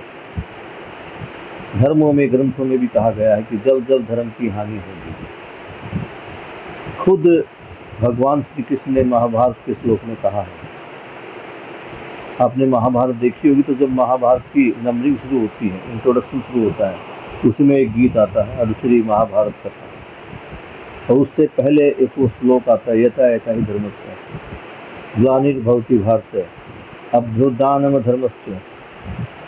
इस टाइप का एक श्लोक जो आ रहा है वो बता रहा है कि जब जब धर्म की हानि होगी, धर्म की रक्षा के लिए भगवान पैदा होंगे। पर यही हम मान रहे हैं, इसी के सहारे जी रहे, इसी को आस्था कहा गया है। ये सोचना कि आश्वासन के ऊपर आस्था करना है या प्रमाणों के ऊपर, प्रमाणों के आधार पर विश्वास करना है। तो बाबा जी कह रहे हैं कि जो आश्वासन दिए कि भगवान आएगा, या तो इस पर विश्वास कर ले, या जो एक समझदार मानव जी कर दिखा रहा है, समाधान, समृद्धि, अभय और सहस्तित्व को प्रमाणित कर रहा है, या उसके अनुसार। या तो तुम मानवीयता आचरण के साथ जी लो, या भगवान के विश्वासों से बैठे रहो, वो तुम्हारे हाथ में। तुम मुझे आरंभिक काल से जैसे ही प्रवृत्ति हुई, प्रमाणों के आधार पर विश्वास करने के लिए हमारा विचार हुआ। मुझे भी कहा जाता था कि ब्रह्म सत्य है, जगत मिथ्या है, ये बात मान लो। वेद सत्य है, वेद भगवान या देवताओं द्वारा लिखी गई किताबें उन्होंने लिखा, इतना मुझे भी समझाया गया। मुझे भी कहा गया कि तुम इन पर विश्वास करो, लेकिन मेरी उन पर विश्वास करने की प्रवृत्ति नहीं थी। मुझे प्रमाण चाहिए था, और प्रमाण को खोजना पड़ता है। तो प्रमाण को खोजने के आधार पर ही ये सब पुनर्विचार करने की प्रवृत्ति बनी। उसके परिणाम स्वरूप जो कुछ हुआ उसे मानव सम्मुख रखने के लिए हम प्रवृत्त हैं। यानी जब मेरे बुजुर्गों ने मुझे कहा कि तुम वेद पढ़ लो, वेदांत तो हो जाए, समाधि धारण कर लो, समाधि में सवालों के जवाब नहीं, तो मैं अपने सवालों से मुकरा नहीं। इन सवालों के जवाबों को तलाशने के लिए मैंने वेद भी पढ़े, उन सबको समझा। अपने सभी सवालों के प्रश्न का हल जानने के लिए कितने वर्षों तक मैं समाधि में भी रहा, धारणा ध्यान संयम भी मैंने किया, और उसके पश्चात जो मुझे अनुभव हुआ वो उस अनुभव को प्रमाण के रूप में उसको मैंने जी कर देखा, और आज उसी अनुभव को, उसी प्रमाण को आपके सम्मुख हम रख रहे हैं। तो बाबा जी क्या कह रहे हैं कि मानव हमेशा से सुखी ही होना चाहता है, इसके लिए उसे आस्थाओं ने जकड़े रखा, आस्थाओं में उसने जी कर देख लिया, कुछ नहीं हुआ। तो बाबा जी यही कह रहे हैं कि या तो प्रमाण पर यकीन करो या आस्था पर। तो मैंने प्रमाण पर यकीन किया, मैंने प्रमाण को सुना, और मैंने उस सबको अनुभव किया, और मैंने जो अनुभव किया उसको पुस्तक के रूप में लिख दिया। और ये पुस्तक तुम्हारे सामने, मैं समझ गया हूँ कोई भी समझ जाएगा, मैं जान गया हूँ कोई भी जान जाएगा। जैसे 700, अगला para number 3, last para, page number 40। जैसे 700 करोड़ आदमी के सम्मुख रास्ता बंद हो चुका है, उसी भांति मेरे साथ भी रहा होगा। इसको आप अंदाजा कर सकते हैं। सभी मानवों जैसे ही स्थिति में मैं भी था। संसार में प्रचलित शिक्षा संस्कार, कर्मकांड संस्कार, इसी जंगल से मैं भी गुजरा हूँ। गुजरने के बावजूद हमारी स्वीकृति ना तो मैकाले शिक्षा के साथ रही, ना परंपरागत आदर्शवादी शिक्षा के साथ संस्कारों के साथ रही। हमारी आस्था इसमें स्थिर नहीं हो पाई। यह हमारा संपूर्ण उद्देश्य की ओर दौड़ने का आधार और कारण है। हमारी आस्था न शिक्षा परंपरा में न संस्कार परंपरा में बनी, इसलिए हम शायद रिक्त हो गए। और यही हमारा अपने ढंग से दौड़ने का आधार बना। दो घटनाएं घट चुकी, इसमें एक घटना जीवन को समझना महत्वपूर्ण है। जीवन में ही समझदारी समाई है एवं समझदारी पूर्वक समझदारी पूर्ण विधि हमारे हाथ लगी। मान्यताओं आस्थाओं के आधार पर हम 4.5 क्रिया में जीते हैं। आस्था, अब देखो बाबा जी ने आस्था की परिभाषा यहाँ लिखी है। आस्था मतलब बिना जाने मान लेना। जिसको जानने के बाद मानते हैं उसका नाम होता है विश्वास। ये विश्वास और आस्था दोनों की परिभाषा दी है। जानकर मानना ही विश्वास है और बिना जाने मानना आस्था है। विश्वास के साथ जीने से 10 क्रियाएं प्रमाणित होती हैं और आस्था के साथ जीने से 4.5 क्रिया। मैं 10 क्रियाओं को प्रमाणित करता ही हूँ, आप भी कर सकते हैं। बाबा जी डिक्लेयर कर रहे हैं कि मैंने 10 क्रियाओं में जिया है, मैं 10 क्रियाओं में जी रहा हूँ और जी कर सह अस्तित्व को प्रमाणित कर रहा हूँ। मैं कर रहा हूँ, आप भी कर सकते हैं। सह अस्तित्व को प्रमाणित करना ही है। इसी क्रम में ये अणु परमाणु एक दूसरे को पहचानते हुए व्यवस्था के रूप में होते हैं। ग्रह, गोलन, वनस्पति पदार्थ ये सभी सह अस्तित्व को प्रमाणित करते हुए व्यवस्था में हैं। सह अस्तित्व प्रमाणित करने के क्रम में ही सह अस्तित्व को प्रमाणित करने के क्रम में ही और शुद्ध रूप से यही है कि सभी इकाइयां अपने में ऊर्जावान संपन्न है। ऊर्जा संपन्न रहने की ही यह अस्तित्व अनुपम अभिव्यक्ति है। सभी परमाणु अंश, सभी परमाणु, सभी अणु अपने में व्यवस्था की ओर उन्मुख है, यानी स्वयं में व्यवस्था है और अपने से बड़ी व्यवस्था में भागीदारी कर रहे हैं। इस मुद्दे पर मेरा अनुमान ऐसा है कि हर ज्ञानी, विज्ञानी, अज्ञानी और सह अस्तित्ववादी मानसिकता की आवश्यकता है। जितने भी ज्ञानी विज्ञानी आदमी हैं उनको सबको सह अस्तित्ववादी मानसिकता की आवश्यकता है। इसी मानसिकता के साथ हम मानव बन सकते हैं।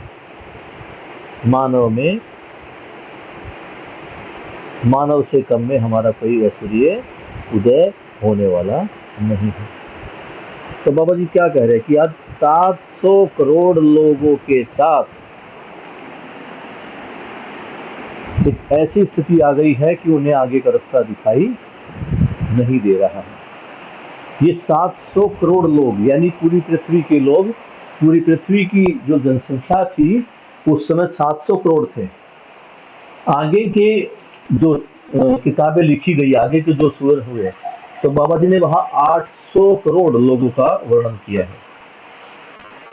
तो इसका मतलब है कि बाबा जी पूरी धरती के लोगों की बात कर रहे हैं। वो संपूर्ण मानव जाति को कह रहे हैं। वो कोई एक देश का निवासी नहीं, एक जाति या धर्म का निवासी नहीं, सबको संबोधित करते हुए बता रहे हैं कि जिन आस्थाओं के साथ हम जिए हैं उनसे तो पार पड़ा नहीं है। सभी के सामने रास्ता बंद हो चुका है। उसी तरह मेरे सामने भी रास्ता बंद हो गया था।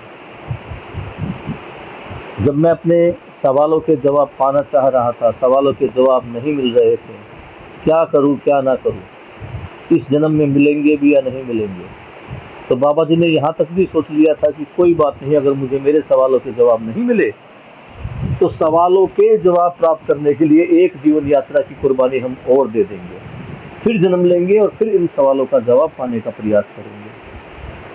तो ये तो बात स्पष्ट हो रही है कि बाबा जी कोई दिव्य आत्मा थी, कोई देव मानव, दिव्य मानव थे, जो प्रारंभिक जीवन में भी, यानी इस जीवन यात्रा से पहले जो उनकी जीवन यात्राएं थी, ये कहीं लिखा नहीं, मेरा ऐसा मानना है कि जब बाबा जी यहाँ लिख रहे हैं और बाबा जी स्वीकार करते कहते हैं कि इस जन्म में होगा तो ठीक, नहीं तो अगले जन्म में होगा। तो ये संभावना बनती है कि बाबा जी ने पहले पूर्व के जन्मों में भी इसको प्रमाणित करने का प्रयास किया है। उस जन्म में शायद सवालों के जवाब नहीं मिले, तो इस जन्म में भी प्रयास कर रहे हैं।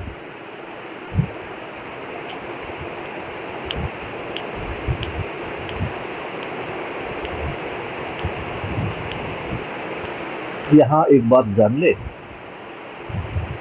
हम बाबा जी को कोई भगवान नहीं मान रहे हैं, वो साधारण मानव ही थे।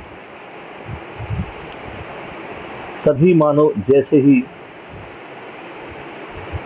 स्थिति में मैं भी था, यानी एक काला दीवार आके मेरे सामने खड़ा हो गया था कि अब क्या, सवालों के जवाब तो नहीं मिल रहे। तो अलग अलग रास्ते निकले, किसी ने कहा वेद पढ़ो, किसी ने कहा समाधि लो। संसार में प्रचलित शिक्षा संसार, कर्म कांड संस्कार, इसी जंगल से मैं भी गुजरा हूँ। जितने संसार में ये कर्म कांड और संस्कार प्रचलित हैं, ये सारे संस्कारों से मैं भी गुजरा हूँ। मेरे परिवार भी सांस्कारिक परिवार थे, कर्मकांडी थे और कट्टरवादी थे। आज मैं बाबा जी का एक वीडियो सुन रहा था, जिसमें बाबा जी, वो वीडियो का लिंक मैं आपके साथ भी शेयर करूँगा, बड़ा ही रोचक थी। उसमें बाबा जी पदार्थावस्था से लेकर मानव तक बनने की घटना का वर्णन सोम भाई के सामने कर रहे हैं। किस प्रकार एक परमाणु से पूरी मानव जाति, मानव तक का विकास हुआ, इस पर बाबा जी ने प्रकाश डाला है।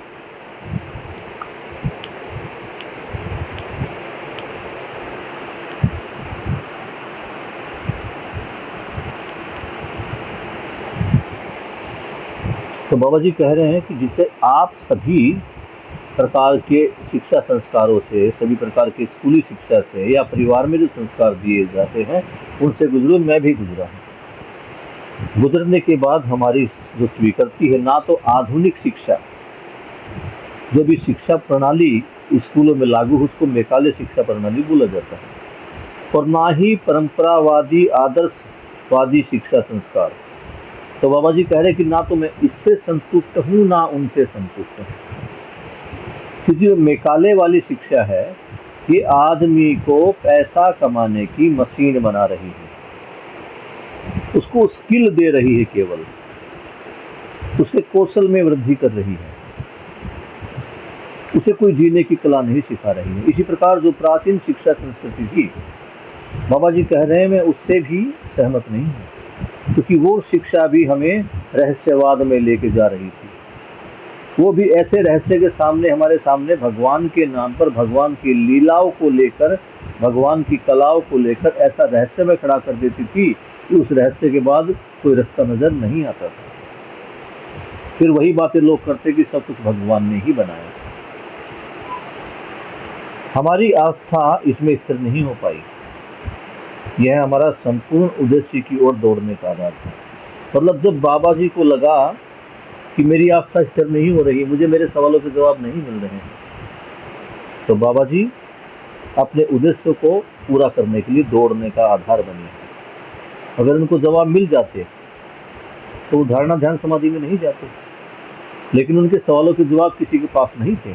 तो उनकी जिम्मेदारी थी, उन्होंने खुद समझा कि ये मेरे सवाल थे, इनका हल जानने का जो प्रयास है वो भी मेरे द्वारा होगा। नहीं तो हम क्या करते हैं, सवाल मेरे, जवाब कोई और देगा।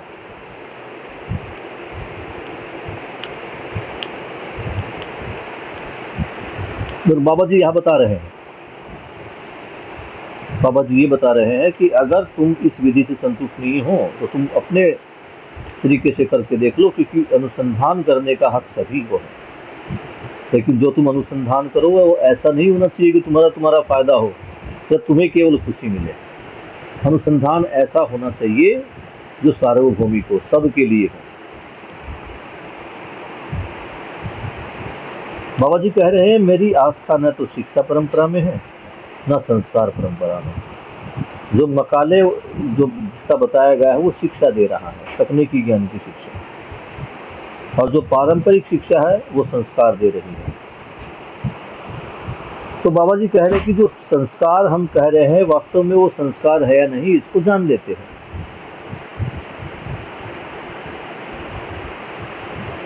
आस्थाओं में या हम कहें कि आदर्शवाद में जिसको संस्कार कहा गया, बाबा जी कहते हैं वो संस्कार नहीं है। क्यों संस्कार नहीं है? क्योंकि संस्कार की परंपरा नहीं बनी। भगवान राम को एक अच्छा पुत्र समझा जाता है, भगवान राम को एक अच्छा राजा भी समझा जाता है, भगवान राम को एक अच्छा स्टूडेंट भी समझा जाता है, एक अच्छा भाई भी समझा जाता है। लेकिन वो भगवान राम ही थे जिसमें सारे गुण थे। अगर उनको मानने से ये सब ऐसा हो जाता तो आज पृथ्वी पर भाई भाइयों के बीच में युद्ध नहीं होता, क्योंकि हम भगवान राम का आचरण कर रहे हैं। आज पिता पुत्र में द्वंद्व नहीं होता, क्योंकि भगवान राम में द्वंद्व नहीं था। तो बाबा जी यही समझा रहे हैं कि कोई एक आदमी आया जिसने अच्छा किया, उसके प्रति कृतज्ञता, उसने एक ऐसा एग्जाम्पल सेट कर दिया, उसके प्रति कृतज्ञता, लेकिन उसकी परंपरा नहीं बन पाई। क्यों परंपरा नहीं बन पाई? क्योंकि वो संपूर्णता में सही नहीं था, कुछ ना कुछ तो कमी रही होगी। यहाँ कमी भगवान राम के आचरण में या कृष्ण के राम के आचरण में या किसी और धार्मिक गुरु के या जो उनको भगवान मानते, खुदा मानते, उनके आचरण में नहीं थी। उनका आचरण ठीक था, लेकिन लोग समझ नहीं पाए। लोगों को तो यही लगता था कि यही हमारा सबका बेड़ा पार कर देगा, और उसी अवस्था में फोन के सामने कभी घुटने टेक कर नमाज पढ़ते हैं, कभी चर्च में कैंडल जलाकर कोरल बोलते हैं, या मंदिर में जाके भजन कीर्तन सत्संग कर लेते हैं। होता कुछ नहीं। तो बाबा जी क्या कह रहे हैं? तुम्हें अपने आप को तारने का प्रयास स्वयं करना होगा। बाबा जी क्या कह रहे थे? मेरे सवालों का जब जवाब नहीं मिला तो मैं भी रिक्त हो गया। अब मैंने अपने तरीके से उनका जवाब पाने का प्रयास किया। तो दो घटनाएं हुई। पहली घटना क्या है कि मैं समझ गया कि जीवन क्या है। पहली घटना में जीवन को समझना महत्वपूर्ण रहा, जीवन को समझ गया, और फिर ये भी समझ गया कि सारी समझदारी वो जीवन में ही है, क्योंकि समझने वाला जीवन में ही है। तुम अगर अपने आप को भी देखो तो हम आज तक यही समझ पा रहे थे कि ये समझने वाला चीज दिमाग है, और दिमाग कहाँ है? शरीर में है। आत्मा को तो हम केवल इतना ही मानते थे कि उसका काम हमारे शरीर में सांस को चलाना है, वो सांस चला रही है, कैसे उस सांस के सहारे हमारा जीवन चल रहा है। इसी को हमने आत्मा मान लिया और लगे रहे शरीर को ही सब कुछ मान के, क्योंकि क्या है, दिमाग को सब कुछ मान लिया। मन को जब समझने की बात आई तो मन को भी कुछ लोग कहने लगे कि ये या तो मन दिमाग में है या मन दिल में है।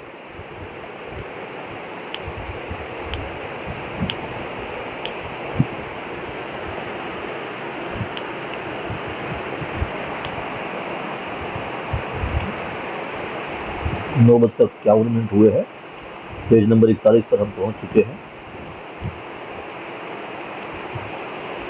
तो यहाँ ये तो समझ में आ गई कि जीवन क्या है और समझदारी कहाँ पर होती है। मान्यता और आस्थाओं के आधार पर अगर हम जीते हैं, यानी जो अभी तक धर्म के नाम पर चलता आ रहा है, शिक्षा के नाम पर चलता आ रहा है, इसी को आधार मानकर हम जिए तो 4.5 क्रिया में जी रहे हैं। काम चल रहा है लोगों का। यहाँ बाबा जी बता रहे थे कि आस्था का मतलब है बिना जाने मान लेना, और जिसके जानने के बाद मानते हैं तो उस पर हमें विश्वास होता है, क्योंकि हमने क्या वो खुद करके देखा है, उसके लिए हमने काम किया है। 2 दूनी 4 दूनी 8 दूनी 16, अभी तक हमने ये क्या किया है, इसको माना है। तुम जानकर देख लो, 2 और 2 4 ही होते हैं, 4 में 2 जोड़ोगे 6 ही होगा। इसी को बोलते 2 को जब 3 बार जोड़ा, यानी 2 तिया 6, 2 3 जा 6, 2 को जब 4 बार जोड़ा 8 आएगा, 5 बार जोड़ेंगे 10 आएगा, 6 बार जोड़ेंगे बार आएगा। तो अब हम क्या कर रहे हैं, ये करके देख रहे हैं, करके देख रहे हैं तो अपने ऊपर विश्वास आ रहा है कि यस इट्स राइट। और अभी तक हम क्या करते रहते थे, बच्चों को देखा, मैंने खुद किया है काम, ये जो मैं स्कूल में था तो रट्टे लगाते थे, 2 एकम 2, 2 दूनी 4, ये रट्टा की किस्म हुई थी, समझना बाद में कभी हुआ। तो बाबा जी क्या कह रहे हैं, यह समझकर जीना, समझकर मान लेना, बिना जाने नहीं, जानकर मान लेना। तो इससे क्या होता है, विश्वास होता है। और जब विश्वास होता है तो विश्वास में हम 10 क्रियाओं को प्रमाणित करते हैं। मैं 10 क्रियाओं को प्रमाणित करता हूँ, आप भी कर सकते हैं। सहअस्तित्व को प्रमाणित करना ही है, करना ही पड़ेगा। किसी कर्म में ये अणु परमाणु, अब तुम देखो एक अणु है, सबसे छोटा जो है वो पार्ट है किसी पदार्थ का, किसी पदार्थ का सबसे जो छोटा हिस्सा उसको अणु माना।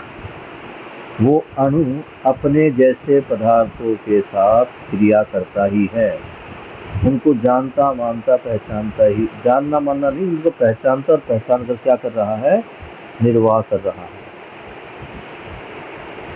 और ये अणु से लेकर आगे बड़े बड़े ग्रह गोल नक्षत्र तक है, वे सभी अपने आप को कर रहे हैं। अभी एक चीज देखो, ये जो पेड़ों में जो कोशिका होती है जिसको हम प्लांट सेल बोलते हैं या हिंदी में पादप कोशिका बोलते हैं, यही जब मानव में आती है तो इसको मानव कोशिका बोलते हैं।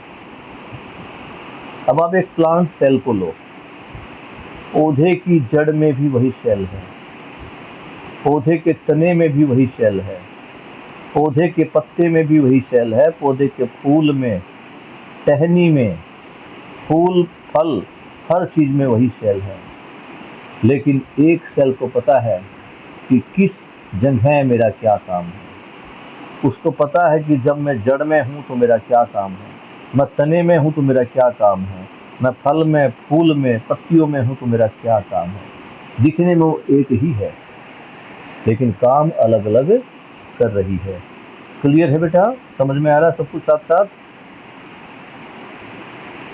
इसी तरह तुम आदमी में देख लो, जब तुम आदमी में देखते हो, मनुष्य में देखते हो, तो मनुष्य के शरीर में भी एडी से लेकर सर तक, अंदर से लेकर बाहर तक सभी कोशिकाएं एक समान हैं, लेकिन पैर वाली कोशिका को पता है कि मुझे क्या काम करना है, हृदय वाली कोशिका को पता है मुझे क्या काम करता है। यानी उनके बीच में क्या चल रहा है, पहचानना और निर्वाह करना। वो अपनी व्यवस्था को पहचाने हुए हैं और अपने से बड़ी व्यवस्था में भागीदारी कर रही है। ये ही इसको बोलते हैं पहचानना और निर्वाह करना, यानी खुद व्यवस्था में होना और अपने से अगली वाली व्यवस्था में भागीदारी करना, और ये कर ही रहे हैं।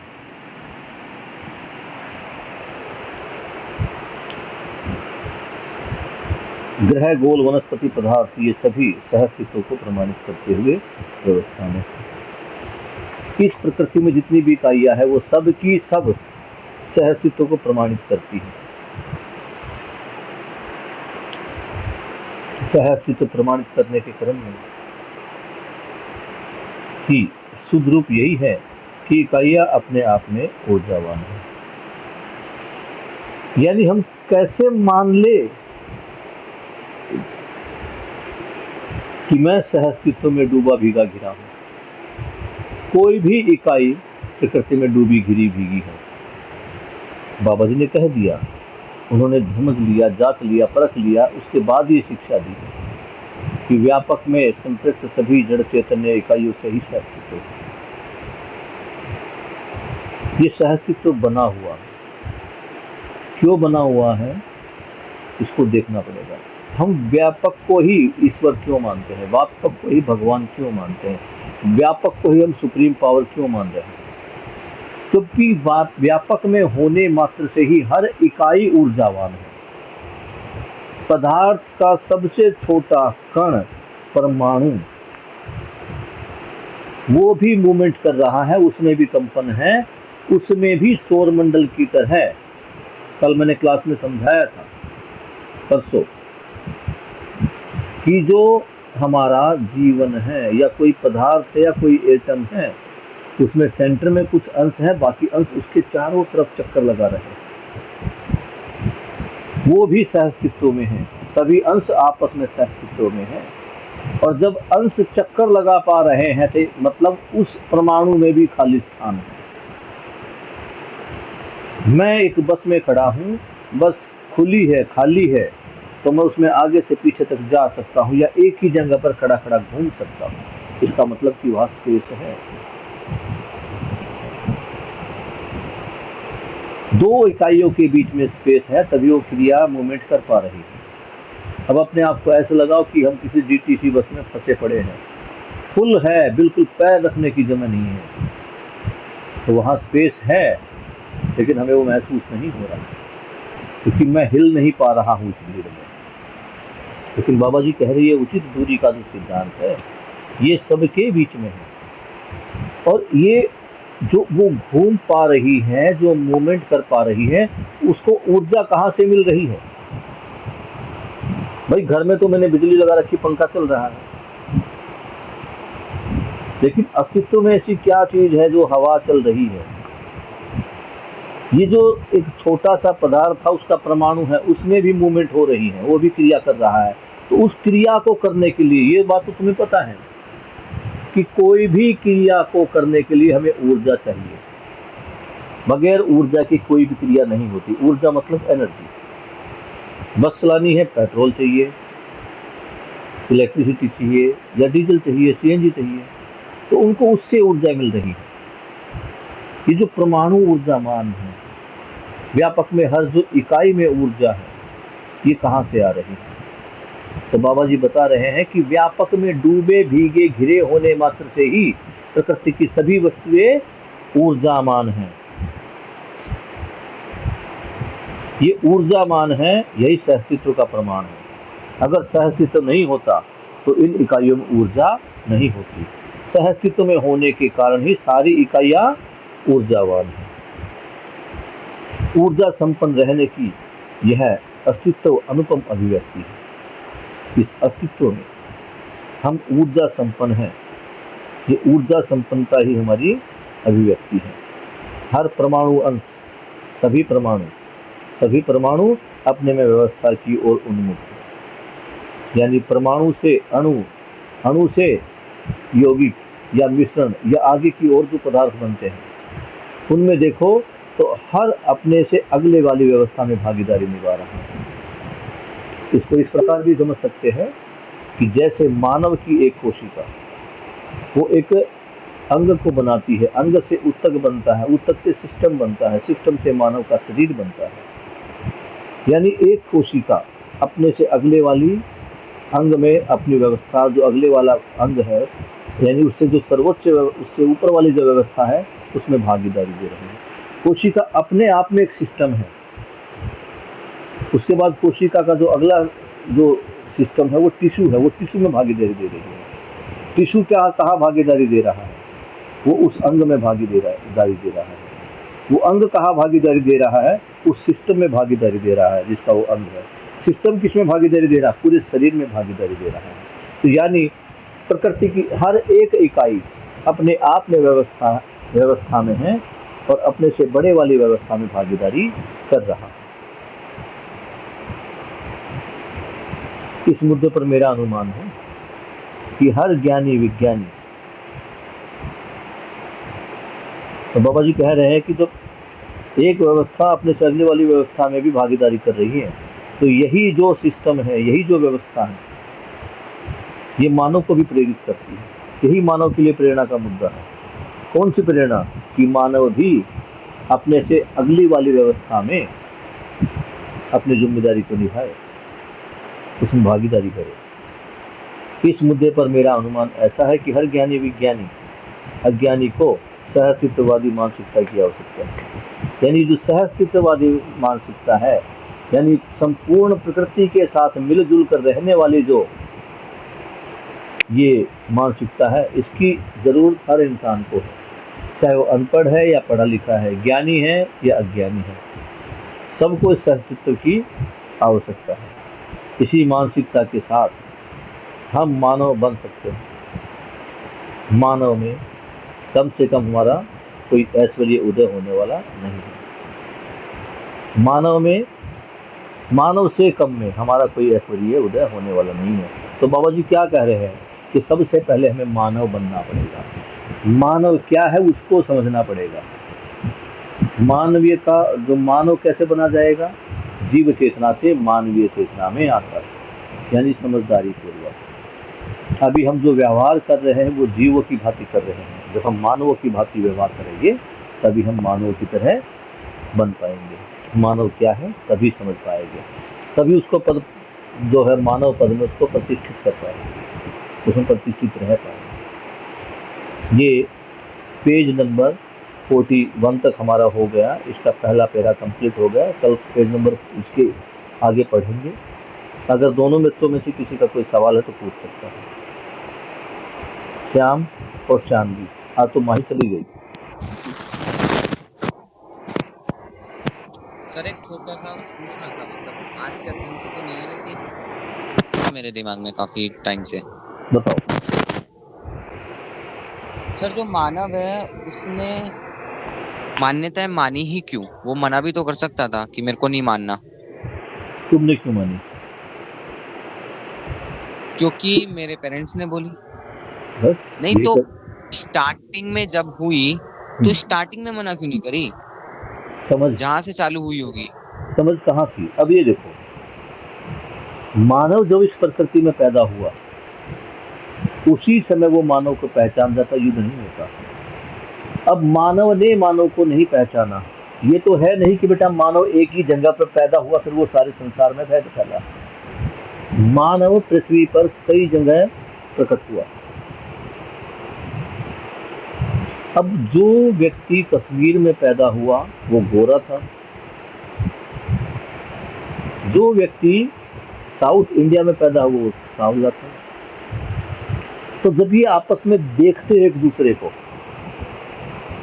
तो देखते ही क्या समझते, उसको अपना समझेंगे, मित्र समझेंगे या दुश्मन समझेंगे। मानव का जन्म जीव से हुआ है। गलती मानव ये बस एक ही की है कि अपने आप को जीव की तरह समझा, जीव की तरह समझकर जीव की तरह व्यवहार किया।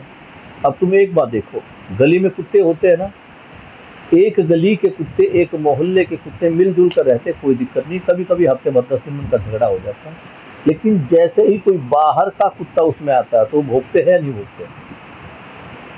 उसको ऐसा तो नहीं कि अपने इलाके में घुसा ले गए।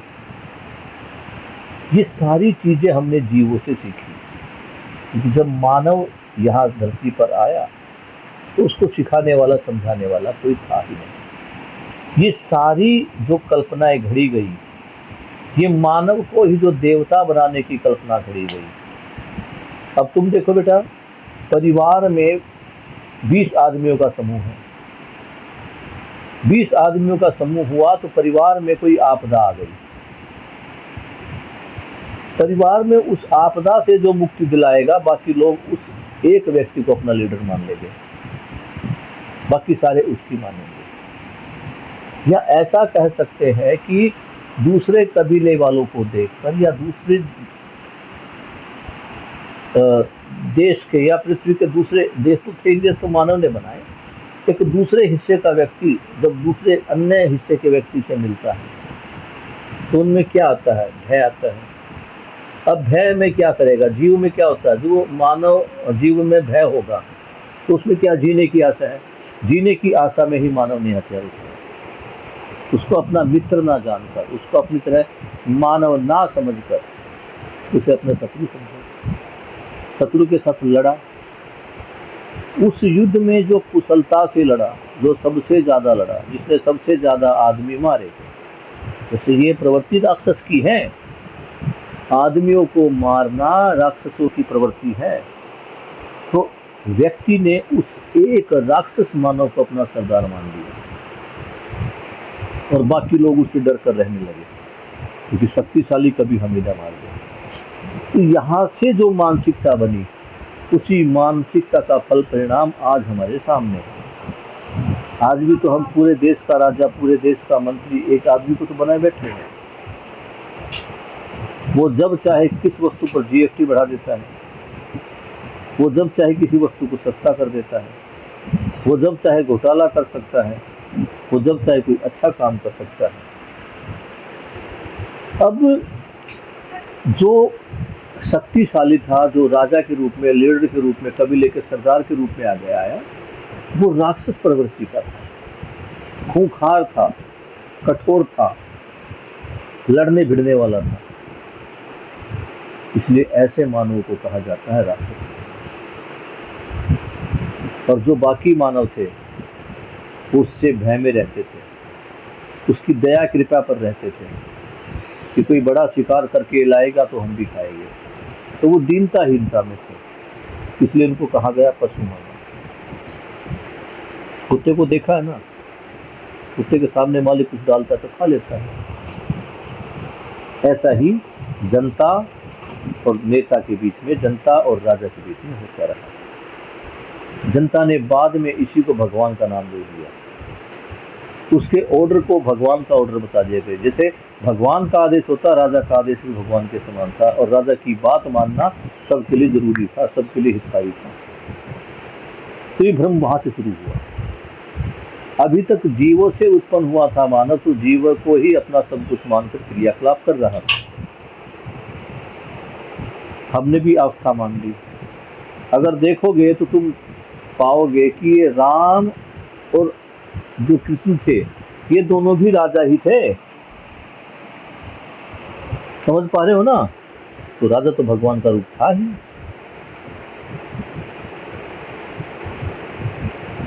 क्लियर?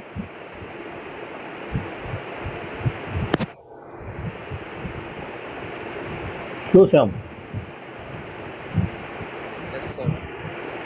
तो शानवी तुम्हारा कोई क्वेश्चन है? नहीं सर, अभी तो नहीं। चलो ठीक है, तो आज की इस क्लास को समाप्त करते हैं। Good night. और कल हम हापुड़ नहीं जा रहे हैं। अब या तो संडे को देखेंगे, कल शाम को जो क्लास होगी उसमें बता देंगे, नहीं फिर मंडे को स्कूल से चलेंगे। ठीक है? Okay sir. ओके बेटा जी, गुड नाइट।